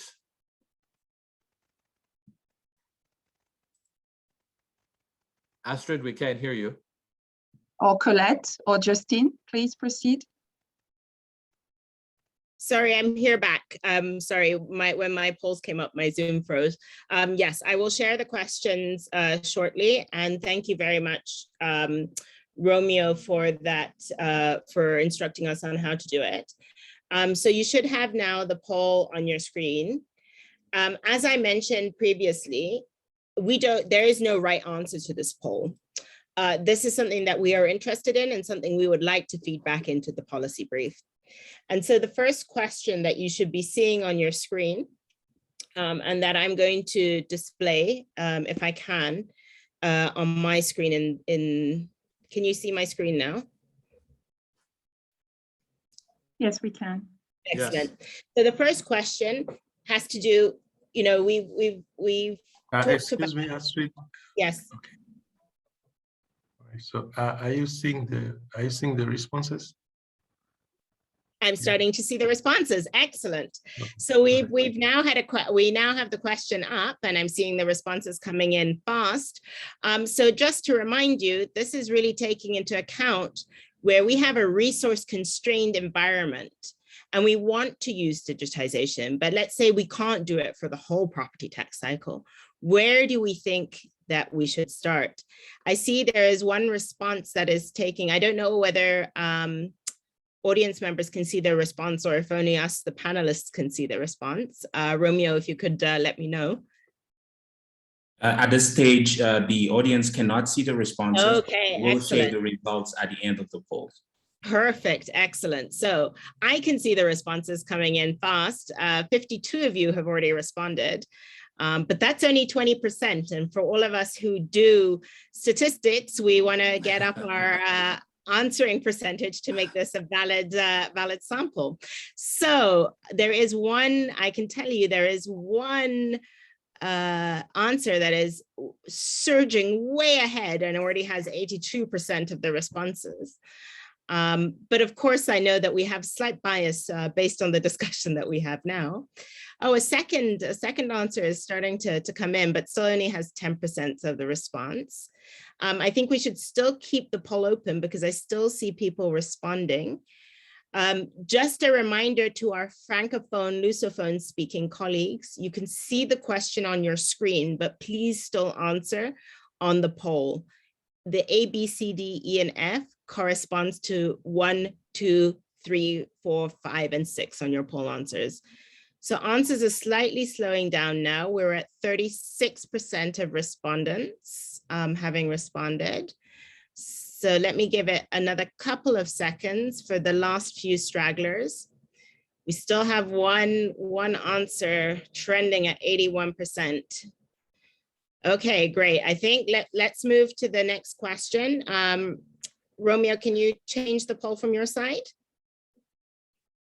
It's already up there. Yeah, both questions are being answered, actually. Oh, really? I only have one. Oh, no, I have two. Excellent. Okay, so if you scroll down, you see the two questions. Oh, the second one is actually more controversial. Interesting. Okay, the second one, we have a split, an exact even split right now between two answers. Who knew that that would happen? So let us end the poll so that you can see the responses. I will invite you first to move to the second slide. Oh, sorry about that. Yes, excuse me. I forgot that our slides only had one. So anyone from, let's leave it up then for, yeah. So on the second question, which I don't think I explained initially, we were talking about the fact that many of the presentations these past 3 days have highlighted the need for really being able to try and have a communications campaign to be able to understand how you can increase compliance. So here in this question, we want to know from you what are sort of the principal measures that we can have to increase compliance. Sorry, I shouldn't have said a communications campaign, but more about the fact that compliance needs to increase. So here we go. I think now I don't see any more responses coming in, so we can end the poll.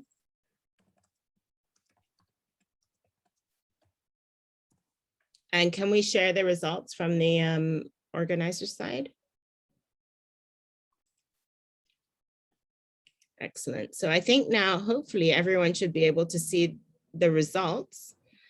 For the first question, identification and mapping really was the top response. And I think that corresponds a lot to the conversation we've just had and the feedback we've just received from our panelists. I think that that's very clear. Interestingly enough, sensitization was big on there. I think for me, a particularly interesting one being in Kampala and in Uganda is that collection and payments isn't that high, because where the KCCA started was try and make it easier for us taxpayers. And as a taxpayer in my own city, I shall definitely enforce the fact that making it easy for those who actually want to pay their taxes should be one place that we can look to. So that's very interesting results. I need to interrupt you again. Yeah, we need to. Of the interpretation. Thank you so much. Oh, sorry. Yes. And just on the second one, we have a 50-50% split between the main measures for increasing compliance is on sensitizing the taxpayer and linking property taxes with public service delivery. And these are probably interlinked interventions why they're split. So thanks everyone for participating in our small research study. The results will be highlighted in the policy paper that is to come. Thanks, Roy, for still allowing us to do the poll. Well, thank you very much for everyone who participated in this session. Just remember that for those who have comments on the tenets, please do write your comments, because the team is very interested in receiving your comments and to be able to incorporate them into the final document. With that, I will turn it over to Wangeni, and thank you for this opportunity to moderate, and I look forward to the rest of the webinar. Thank you. Thanks, everyone, and thanks a lot for everybody's feedback on our tenets. It was really useful. And if you have additional comments, send them our way. Thank you very much. Sorry, I was just trying to get my gadgets on. But thank you. Oh, wow. I hope I can be seen. Thank you very much. All right. Thanks, Professor Kelly. That was such an engaging. Okay, there's my camera. Professor Kelly, can you see me? Yes, we can see Okay, you. excellent. Excellent. I think I was just seeing my forehead. But thank you very much. Thank you, Professor Kelly, for that engaging validation session. Totally appreciate it. Thank you, Dr. Colette. I see you're still online. Your video is still on. Thank you very, very much. Thank you, Madame Astrid, as well, for just leading us so well. And Madame Justine from MIT as well. And our panelists from our CARE Commission, CARE Commissioner Dr. Mohamed Omar, thank you so much, sir, for just giving us the Kenyan context. Thank you, Mr. Apollinaire from Cote d'Ivoire. Thank you very much, Mr. Ernest Karasira from RRA. Truly appreciate each of you and just sharing your experiences. That was a fantastic, fantastic validation session and a way forward for us. All right, now I'd like to welcome Dr. Nara Moncom. Dr.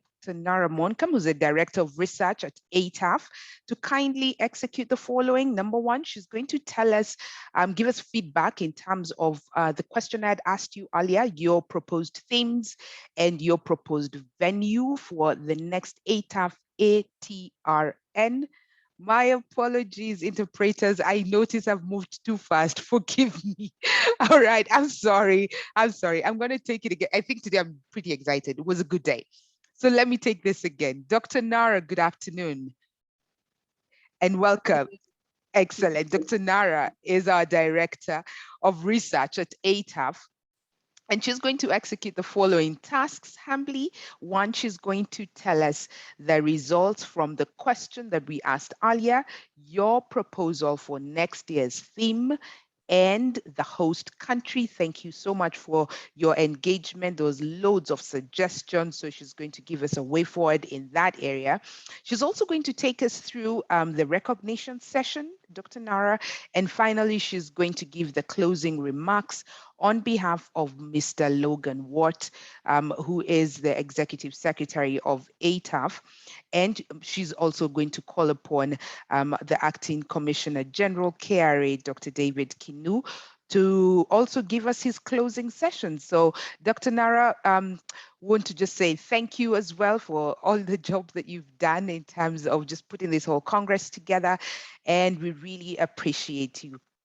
Dr. Kinu will officially bring this Congress to a close, after which delegates, you can say your goodbyes on the chat box. You said hello at the beginning, so you can say your goodbyes. And until we meet again, hopefully this time around it will be physically. Next year, I have been your host. My name is Wagane. It's been a great pleasure to just take you through the 3 days, and I've learned a lot as well. I loved the engagement and I'm totally excited. So thank you very much. Please do stay safe. Goodbye, merci. Asante, obrigado. Have a good one. Dr. Nara, please take it away. Thank you very much, Mrs. Wigani, for your excellent emceeing during these three days. You are a breath of fresh air. You must have seen all the congratulatory comments in the chat. So thank you very much for leading us during these 3 days. And I will continue to invite Justine, Astrid, and Colette to please address any comments or questions that we have had in the Q&A chat. So in terms of your comments, your suggestions in terms of the venue and the theme next year, we really appreciate your suggestions. We will take them on board while we prepare for next year Congress, which we hope will actually be physically. We will go back again to meet each other physically, like we have done so in the past during the past 5 Congresses. So without further ado, to kickstart this recognition session, I will invite Dr. Fred Mungambi, who is the commissioner of of KESRA, to basically address us for 7 minutes. Thank you so much. Dr. Fred, the floor is yours. Thank you very much, Dr. Nara. Someone please enable my video.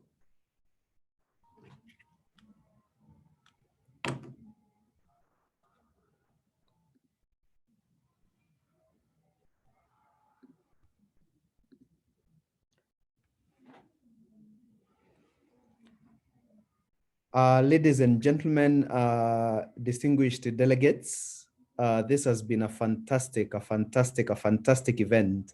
And we are absolutely grateful to everyone who has been here with us today. We had delegates from close to 70 countries.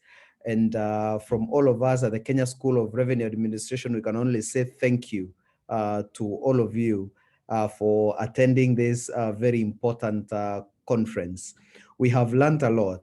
Papers have been shared, ideas have been shared, experiences have been shared. And though we could not host you physically in Nairobi, we believe that the objective of this conference has been met. And ideally, what we would have done this evening is that we would have hosted you for a cocktail. Dr. Nara, I don't know how we do a virtual cocktail, but we look forward to possibly in future hosting you in Nairobi physically, and your cocktail still awaits all of you. And so, ladies and gentlemen, mine is to just say thank you very much. The Kenya School of Revenue Administration and the Kenya Revenue Authority, we are excited. We are very excited. And we also look forward to sharing with you our other programs, our other engagements at the Kenya School of Revenue Administration. Just 1 minute, just to let you know exactly who the Kenya School of Revenue Administration is. The Kenya School of Revenue Administration is a department of the Kenya Revenue Authority, but also a registered training school specializing in tax and customs administration. And of course, we train the over 8,000 KRA staff, and we are one of the regional training centers of the World Customs Organization in East and Southern Africa, and the host of the OECD African Academy for Tax and Financial Crimes Investigations. And therefore, our mandate is both national and continental. And so we will continue serving you. We will continue partnering with ATAF. We'll continue being of use to you. And where we can be of service to any of you in this particular forum today, we'll be more than happy to do so. So Nara, to you and your team, we are excited to have been partners through this. And maybe we should just say that that this didn't happen so that we can in future host it physically. Thank you very much. Asanteni sana from Nairobi. Thank you very much, Dr. Fred. It's been a pleasure having you hosting us for this 3 days Congress. It was a pleasure. And you're right, actually, we did not go to Kenya. This was in the cloud. So definitely we need to consider Kenya as a next, as a future, an additional venue for, as a proposal. So thank you very much, Asante san. I would like now to invite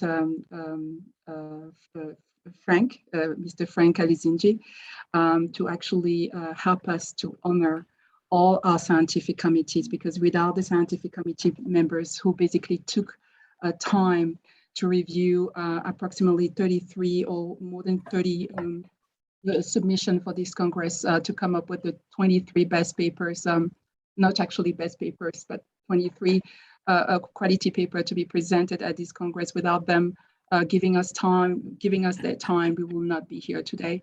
So Frank, I will invite you to please help us honor the scientific committee members for this 2021 ATRN Congress.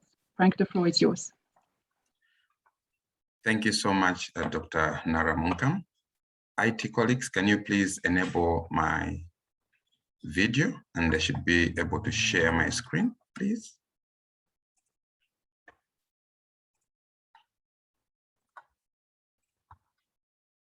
Okay, so while we are waiting for the IT colleagues to enable my screen as well as my PPT, just to inform the general public, every time or every year, we send a call for papers for the ATRN. We also send a call for expression of interest to join the scientific committee. Now, this is a voluntary exercise, and we usually call upon all experts in the field of tax, in the field of economics, and all other relevant fields to express their interest to join this committee and evaluate papers anonymously.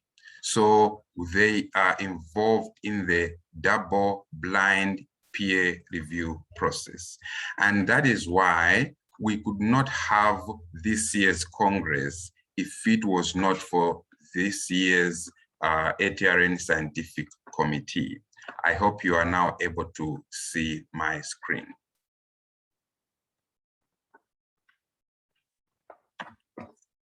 Okay, so on the Congress page, we included a tab for the 2021 ATRN Scientific Committee.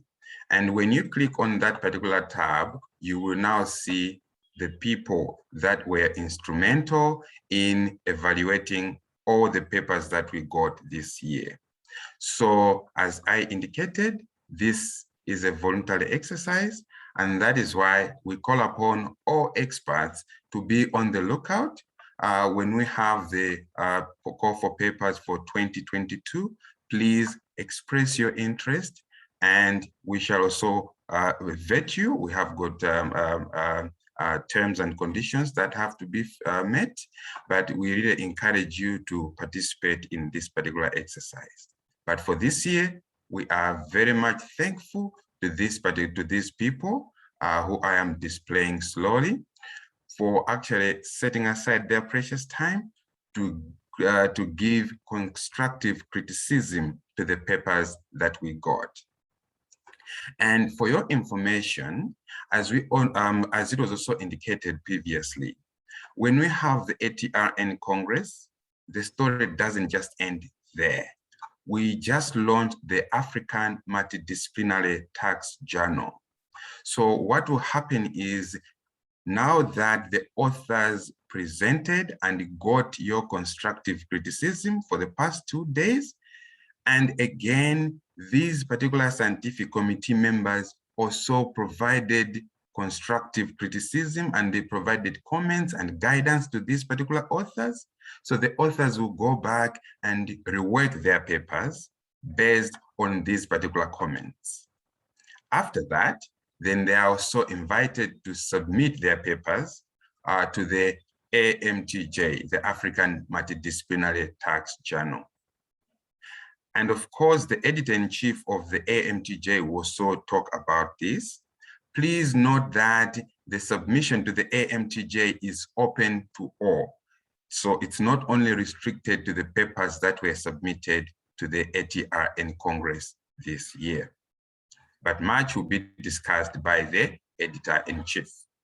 Otherwise, again, we thank these particular people for actually expressing their interest to be in the 2021 ATRN Scientific Committee. Thank you so much. Thank you very much. Thank you very much, Frank. Thank you. And please, colleagues, and all the experts, you must have all received an email from this young gentleman. Basically, he was the brain, the mastermind behind this organization, and we really appreciate it. Thank you very much, Frank. Without further ado, colleagues and experts and panelists, please also allow me to acknowledge the 5 best papers for this Congress. As I mentioned earlier, we had many submissions, out of which 23 papers were selected. And out of those 23 papers, we selected 5 based on their, of course, analytical rigor, as well as originality and relevance to tax administrations. So please allow me to share my screen quickly. Let me know when you can see it. Can you see? Yes, we can see it. Okay, so colleagues, again, I keep on saying colleagues, but dear participants, here are basically the 5 papers that we want to acknowledge, we want to recognize. They have worked hard, everybody has worked hard, but we basically have selected, through an independent committee, we have selected these papers, again, like I said, based on analytical rigor, based on originality, as well as relevance to our tax administration, because again, I want to remind you that the objective of the ATRN is basically to provide evidence-based policy recommendation and solutions to improve our tax systems in Africa. And that's the reason why, and of course, also encourage long-lasting policy decision makings. So here are the 5 top best papers. So the first paper is, sorry, I have to move here to see. The best paper is titled Property Tax and Efforts of Metropolitan Municipalities in South Africa by Professor Ada Jensen, Onesimo Mackenzie, and Mrs. Winona Stein. So you see there the summary of the paper, and something unique about the author is that they are 3 researchers that are passionate about tax policy and tax administration, particularly in Africa. They are from South Africa, the South Africa Revenue Service, as well as Stellenbosch University. They actually embody what ATRN is about, the bridge between academia, practitioner, as well as tax administration. So thank you and congratulations to these 3 authors. The next paper is about the development of a strategy to optimize property tax yield through digitalization in Benin. And the author is Monsieur Alban Aladaye. Apologies if I don't pronounce your name correctly, Mr. Aladaye, but congratulations to you. And what is unique about Mr. Alban, basically is passionate about development taxation and local taxation. And is from the tax administration in Benin. Congratulations again, Mr. Alban. The third paper is from Mr. Prince Kaude. It's about assessing taxpayers' awareness on their right to appeal property tax assessment in Zuzu City in Malawi. Congratulations to you, Mr. Prince. What's unique about him is that basically he has a passion in conducting research on property taxes. It's from the Zuzu University and Compassion Kind in Malawi. Congratulations to you, Mr. Prince. Another paper is about using distributed ledger technology to improve and maximize the collection of property taxes by Mrs. Kathy Nicolau Manias, as well as Yun Cheng Wu. Congratulations to you ladies, and thank you very much, Kathy. We had the opportunity to hear from you during the first day, and as you saw, your paper was very well received, so congratulations to you, and please keep up with the good work. What's something unique about these 2 ladies? Kathy is passionate about building state capacity using innovative and agile tools, whereas Yu Cheng is a researcher finalizing her PhD, bridging the gap, bridging the accounting, tax, and economic discipline. They are from the Illicit Flow Africa, as well as from the Vienna University of Economics in Austria. Congratulations to you, ladies. So the last paper is basically about incentive versus incentives versus dissuasive measures and tax compliance of landlord owner in Benin, and is by Dr. Damas Unsunon, and as well as Mr. Jonas Fasinu.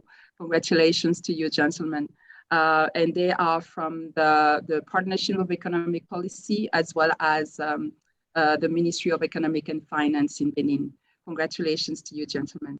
So colleagues, participants of here are the 5 papers, again, that were selected by an independent committee from the selection of the 2021 ATRN committee, scientific committee. Without further ado, I will invite quickly, please bear with us, the professor, in charge of editor-in-chief, apologies, the editor-in-chief of the African Multidisciplinary Tax Journal, Professor Owaloma, who will basically give us an idea about the journal guidelines and the timing for submission for the next issue of the journal. Professor Owaloma, the floor is yours. Thank you so much. Thank you, Nara. Can you hear me clearly from your end? We can hear you clearly. Thank you. Permit me to share my screen in the next few minutes. Can we see my screen from your end? We can see. Thank you. Okay.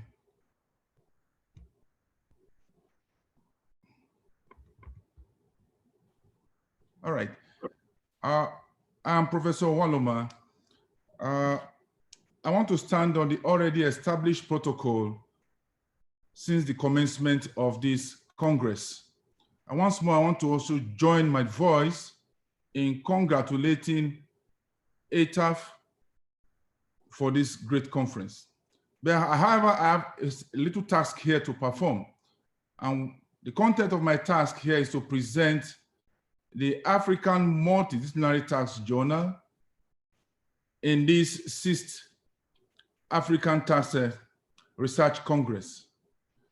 So just go straight to the point. So basically noting the pitfalls of journals recently, the African Multidisciplinary Tax Journal came up with the notion that all papers presented at the congresses are not just left lying down on the shelf. However, just to help in achieving the main goal of the ATAF.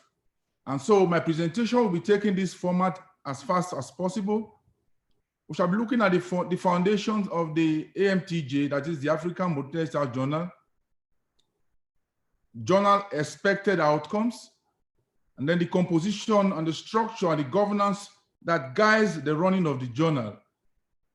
We shall also be looking at the pathways towards how we are preparing for the accreditation process in terms of the indexing, just to ensure that it's not like any other journal out there.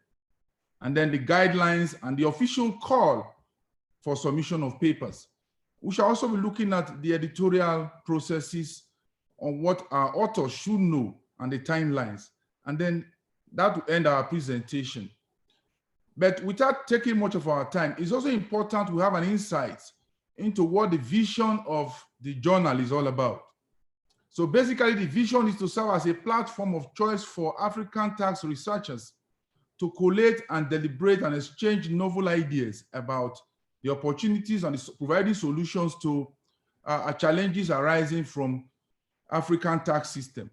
Noting the presentations we've seen in this Congress, there is no gainsaying that there are novel papers from this Congress.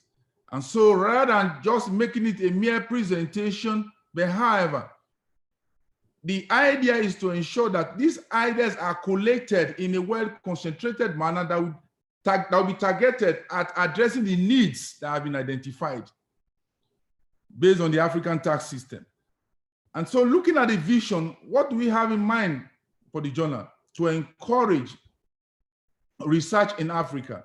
I'm so excited to share with you one of the researchers who were part of these processes and now is also part of the award winners in your presentation, in the last presentations just noticed. And for me, that's very good, because ATAF is working around the clock to see how they can encourage young tax practitioners across a sundry in the African landscape. And so in line with this vision, that we foster debate to shape the thoughts of leadership and equip policymakers in the areas of tax policy, tax administration, legislation, and the thought leadership, as it implies. And so basically, if you ask me, I will tell you we are right on course. And we have an avalanche of objectives as it relates to the aims of the journal. I'll just take one or two of them as highlighted here. First is to bridge the gap between the academia and practice. There is no doubt there is a big lacuna between the academia and the industry. And so this journal will intend to bridge that gap. I've heard presentations, I've heard comments from practitioners, both from the legal perspective. I mean, there is no other platform for us to harness these thoughts together other than the African Multidisciplinary Tax Journal. Furthermore, we shall also be aiming at promoting high-level evidence-based research, tax policy legislation, and it's basically looking at what we've seen so far.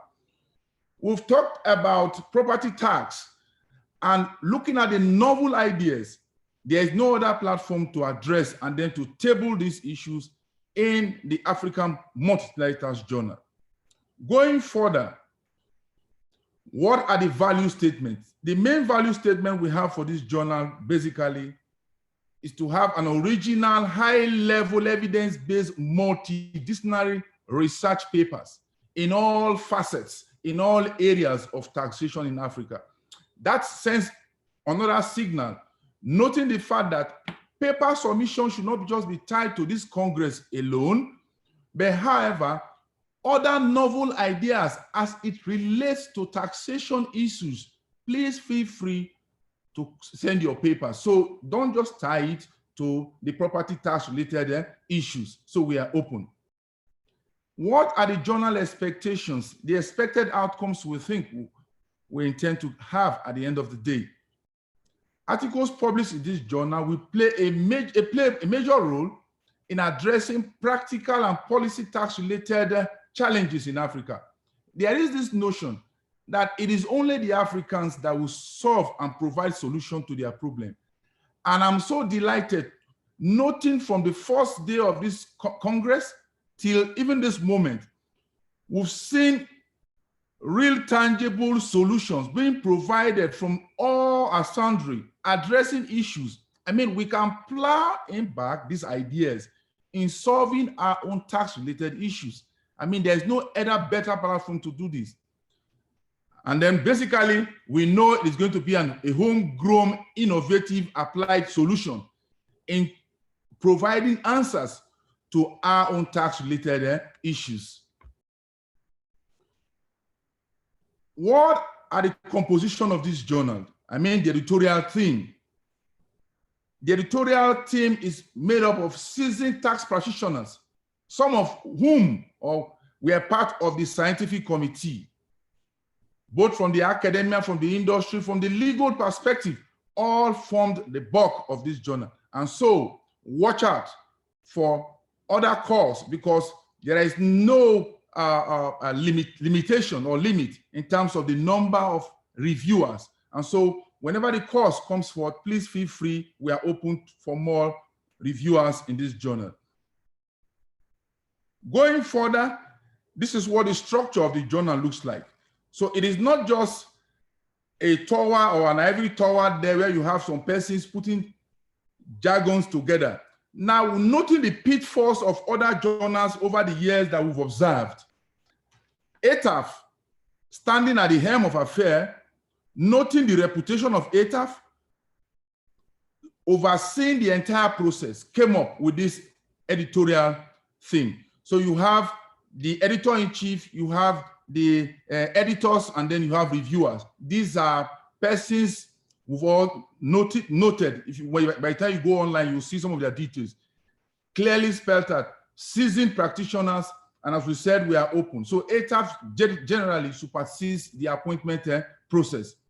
Details are also highlighted here. For example, ATAF, in terms of their terms of reference, bring their voices in as it needs to ATAF membership, and then appoints the editorial editor-in-chief and for the MTJ, ensure independence and professionalism, ensuring that the guidelines, procedures are followed, and managing the finances as it relates to the journal-related issues. And then finally, just as we've just witnessed, to organize the annual ATRN Congress, of which papers from this Congress will be further be forwarded to based on the author's inputs.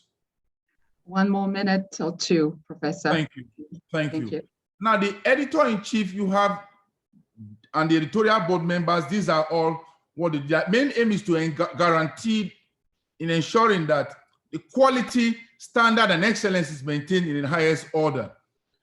And then it is also noteworthy to note that the first edition of this journal was launched on the 24th of March, 2021. And then it is hoped that the second edition of this journal will be coming up in December 2021. And that gives us the next issue, the path to accreditation. What is the path to accreditation? The main idea is to ensure that between the next 3 to 5 years that this journal is indexed in Scopus, and then that will in turn increase the visibility of the journal and give a global audience to the journal also. And then at the end of the day, the performance of these publications are tracked. These are the submission guidelines which you find on the website. They are very clear. Basically, they are straightforward for all our authors to follow. And then going further, I use this opportunity on behalf of ATAF to invite the entire presenters, the entire authors, and the entire persons here. We are about 318. So please feel free to submit new papers in addition to what we have here to the African Multidisciplinary Tax Journal. And then these are the timeline. The timeline here are clearly spelled out. In all, we expect, based on what we said earlier, by December 1st, that the second edition is out. And so we follow the processes as outlined here. But meanwhile, it is expected that in the next 14 days, we'll start receiving feedback from our authors based on their updated papers, the email for submissions, and then everything you will find on the journal website.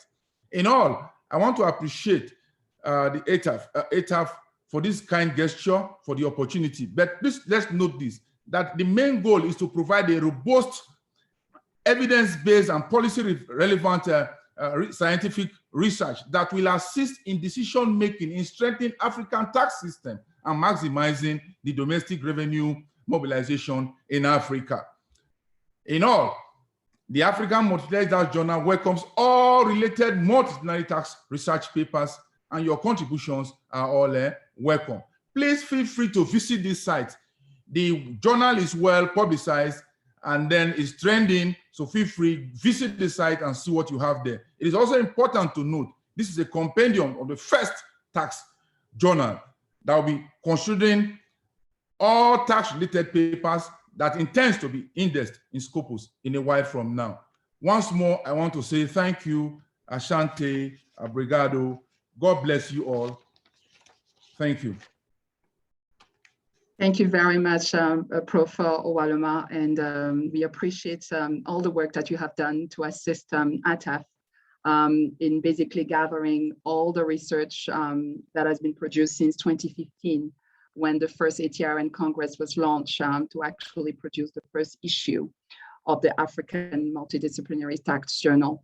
So to all the participants here present, it's only through you that with you and through your work that we will have the opportunity, or that this journal will basically have the opportunity to be a tool, another tool for policy making, actually to assist policy making in tax systems in Africa. So without further ado, dear participants, we have arrived at the end of this 3-day Congress. I will, if you will allow me, on behalf of our Executive Secretary, Mr. Logolwood, I will basically do the concluding remarks before inviting Kenya to actually officially close this Congress.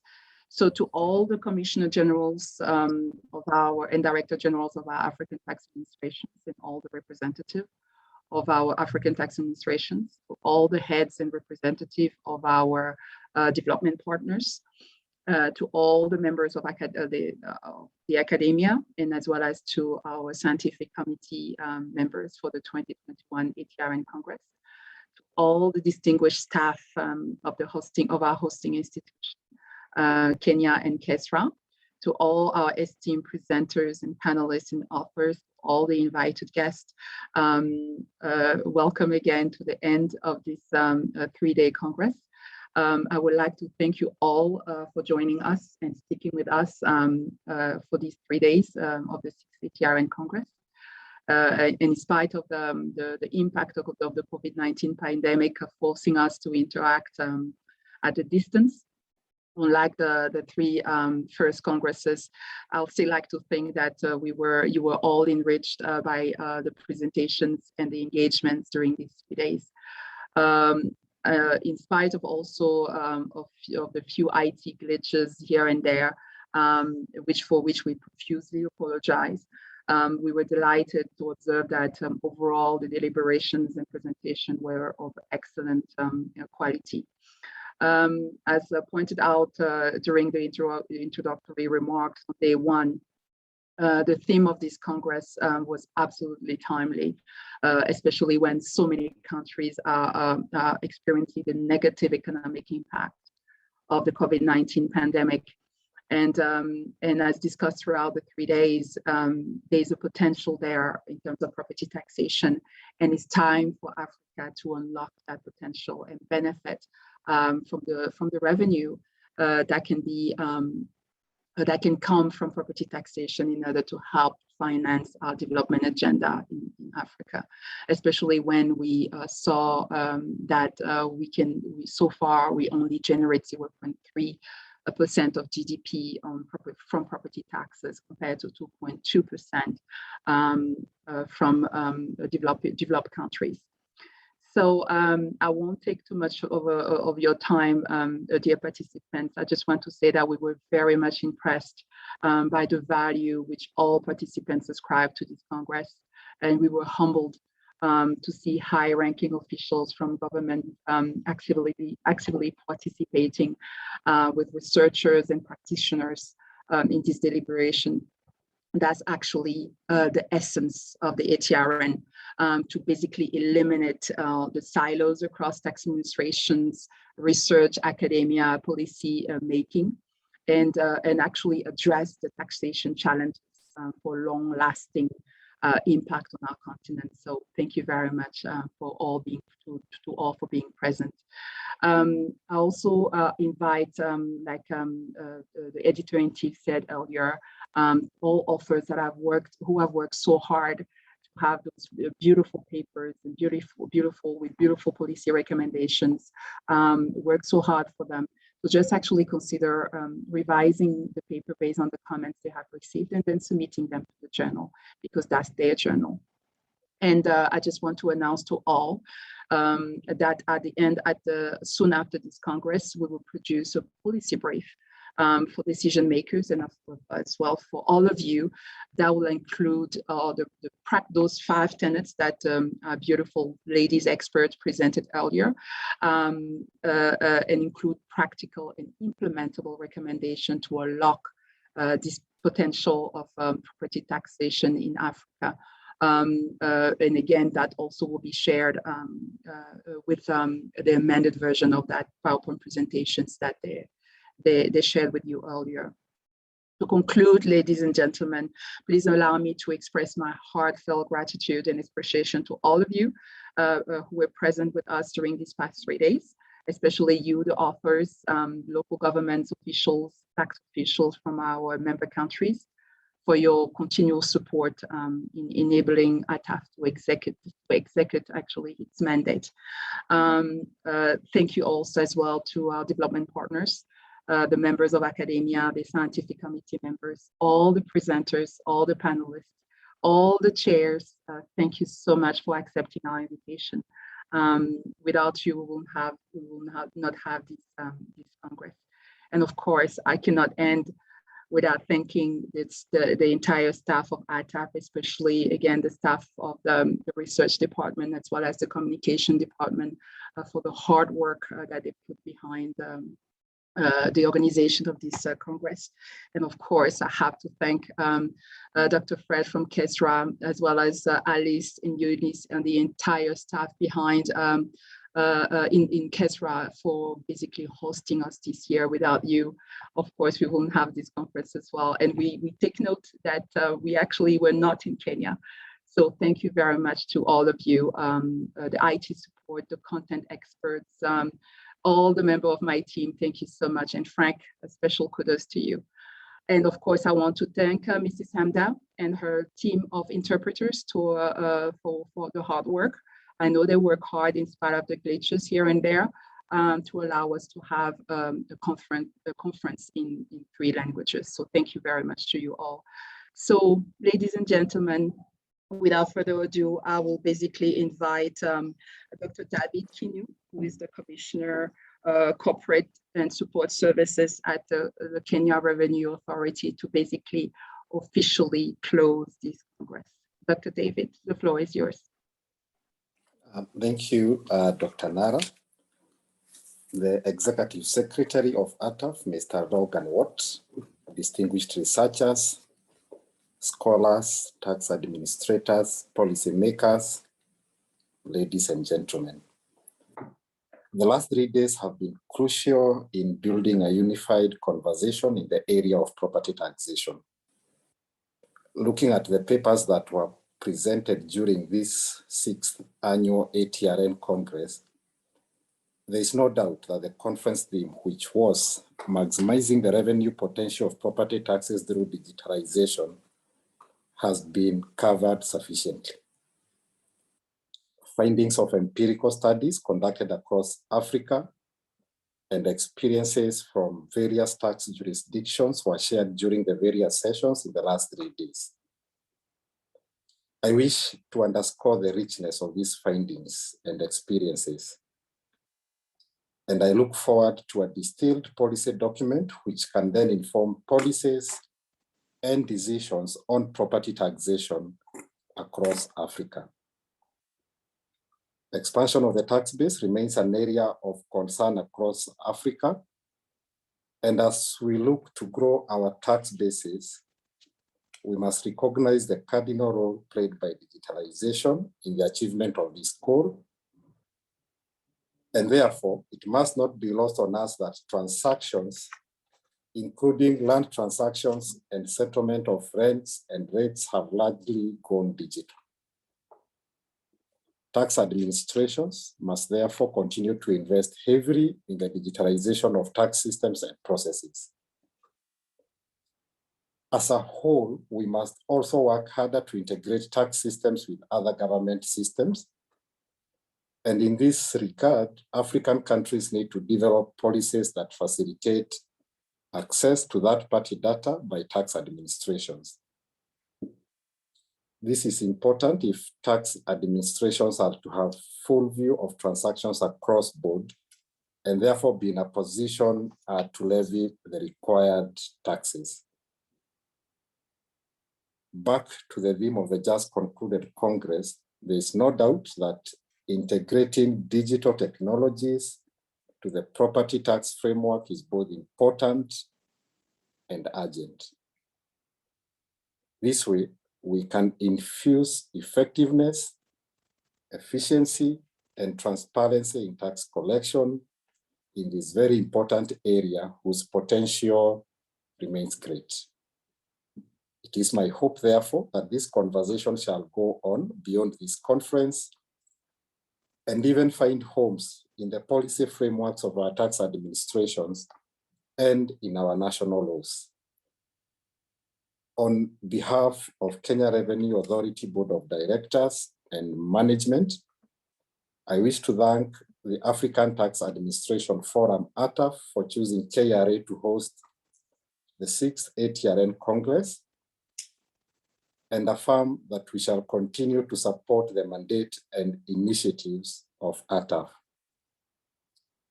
I also wish to thank the organizing teams from KRA Training School, KESRA, and ATAF for the exemplary planning and delivery of this Congress. I'm reliably informed that the registrants of this conference came from over 70 countries. A significant achievement it is, and this is unprecedented. I therefore appreciate all the teams that made this Congress successful, and to all participants who took off time their busy schedules to attend this conference. We are greatly honored by your participation and presence. It is a reassuring display of commitment and unified desire to be active participants in national building. We therefore look forward to hosting this Congress again in the near future, and hopefully in person, face-to-face, or physically when that time allows us. Ladies and gentlemen, it's now my humble duty to declare the 6th ATRN conference officially closed. Thank you so much. Asanteni sana, and see you soon. Thank you.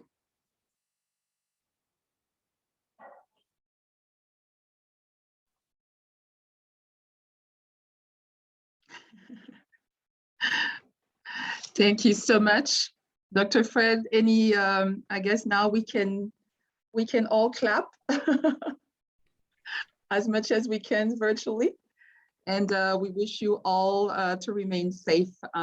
We can just say goodbye, and we can close the Zoom session in about 1 minute. Thank you so much. Thank you so much, Dr. David. Thank you.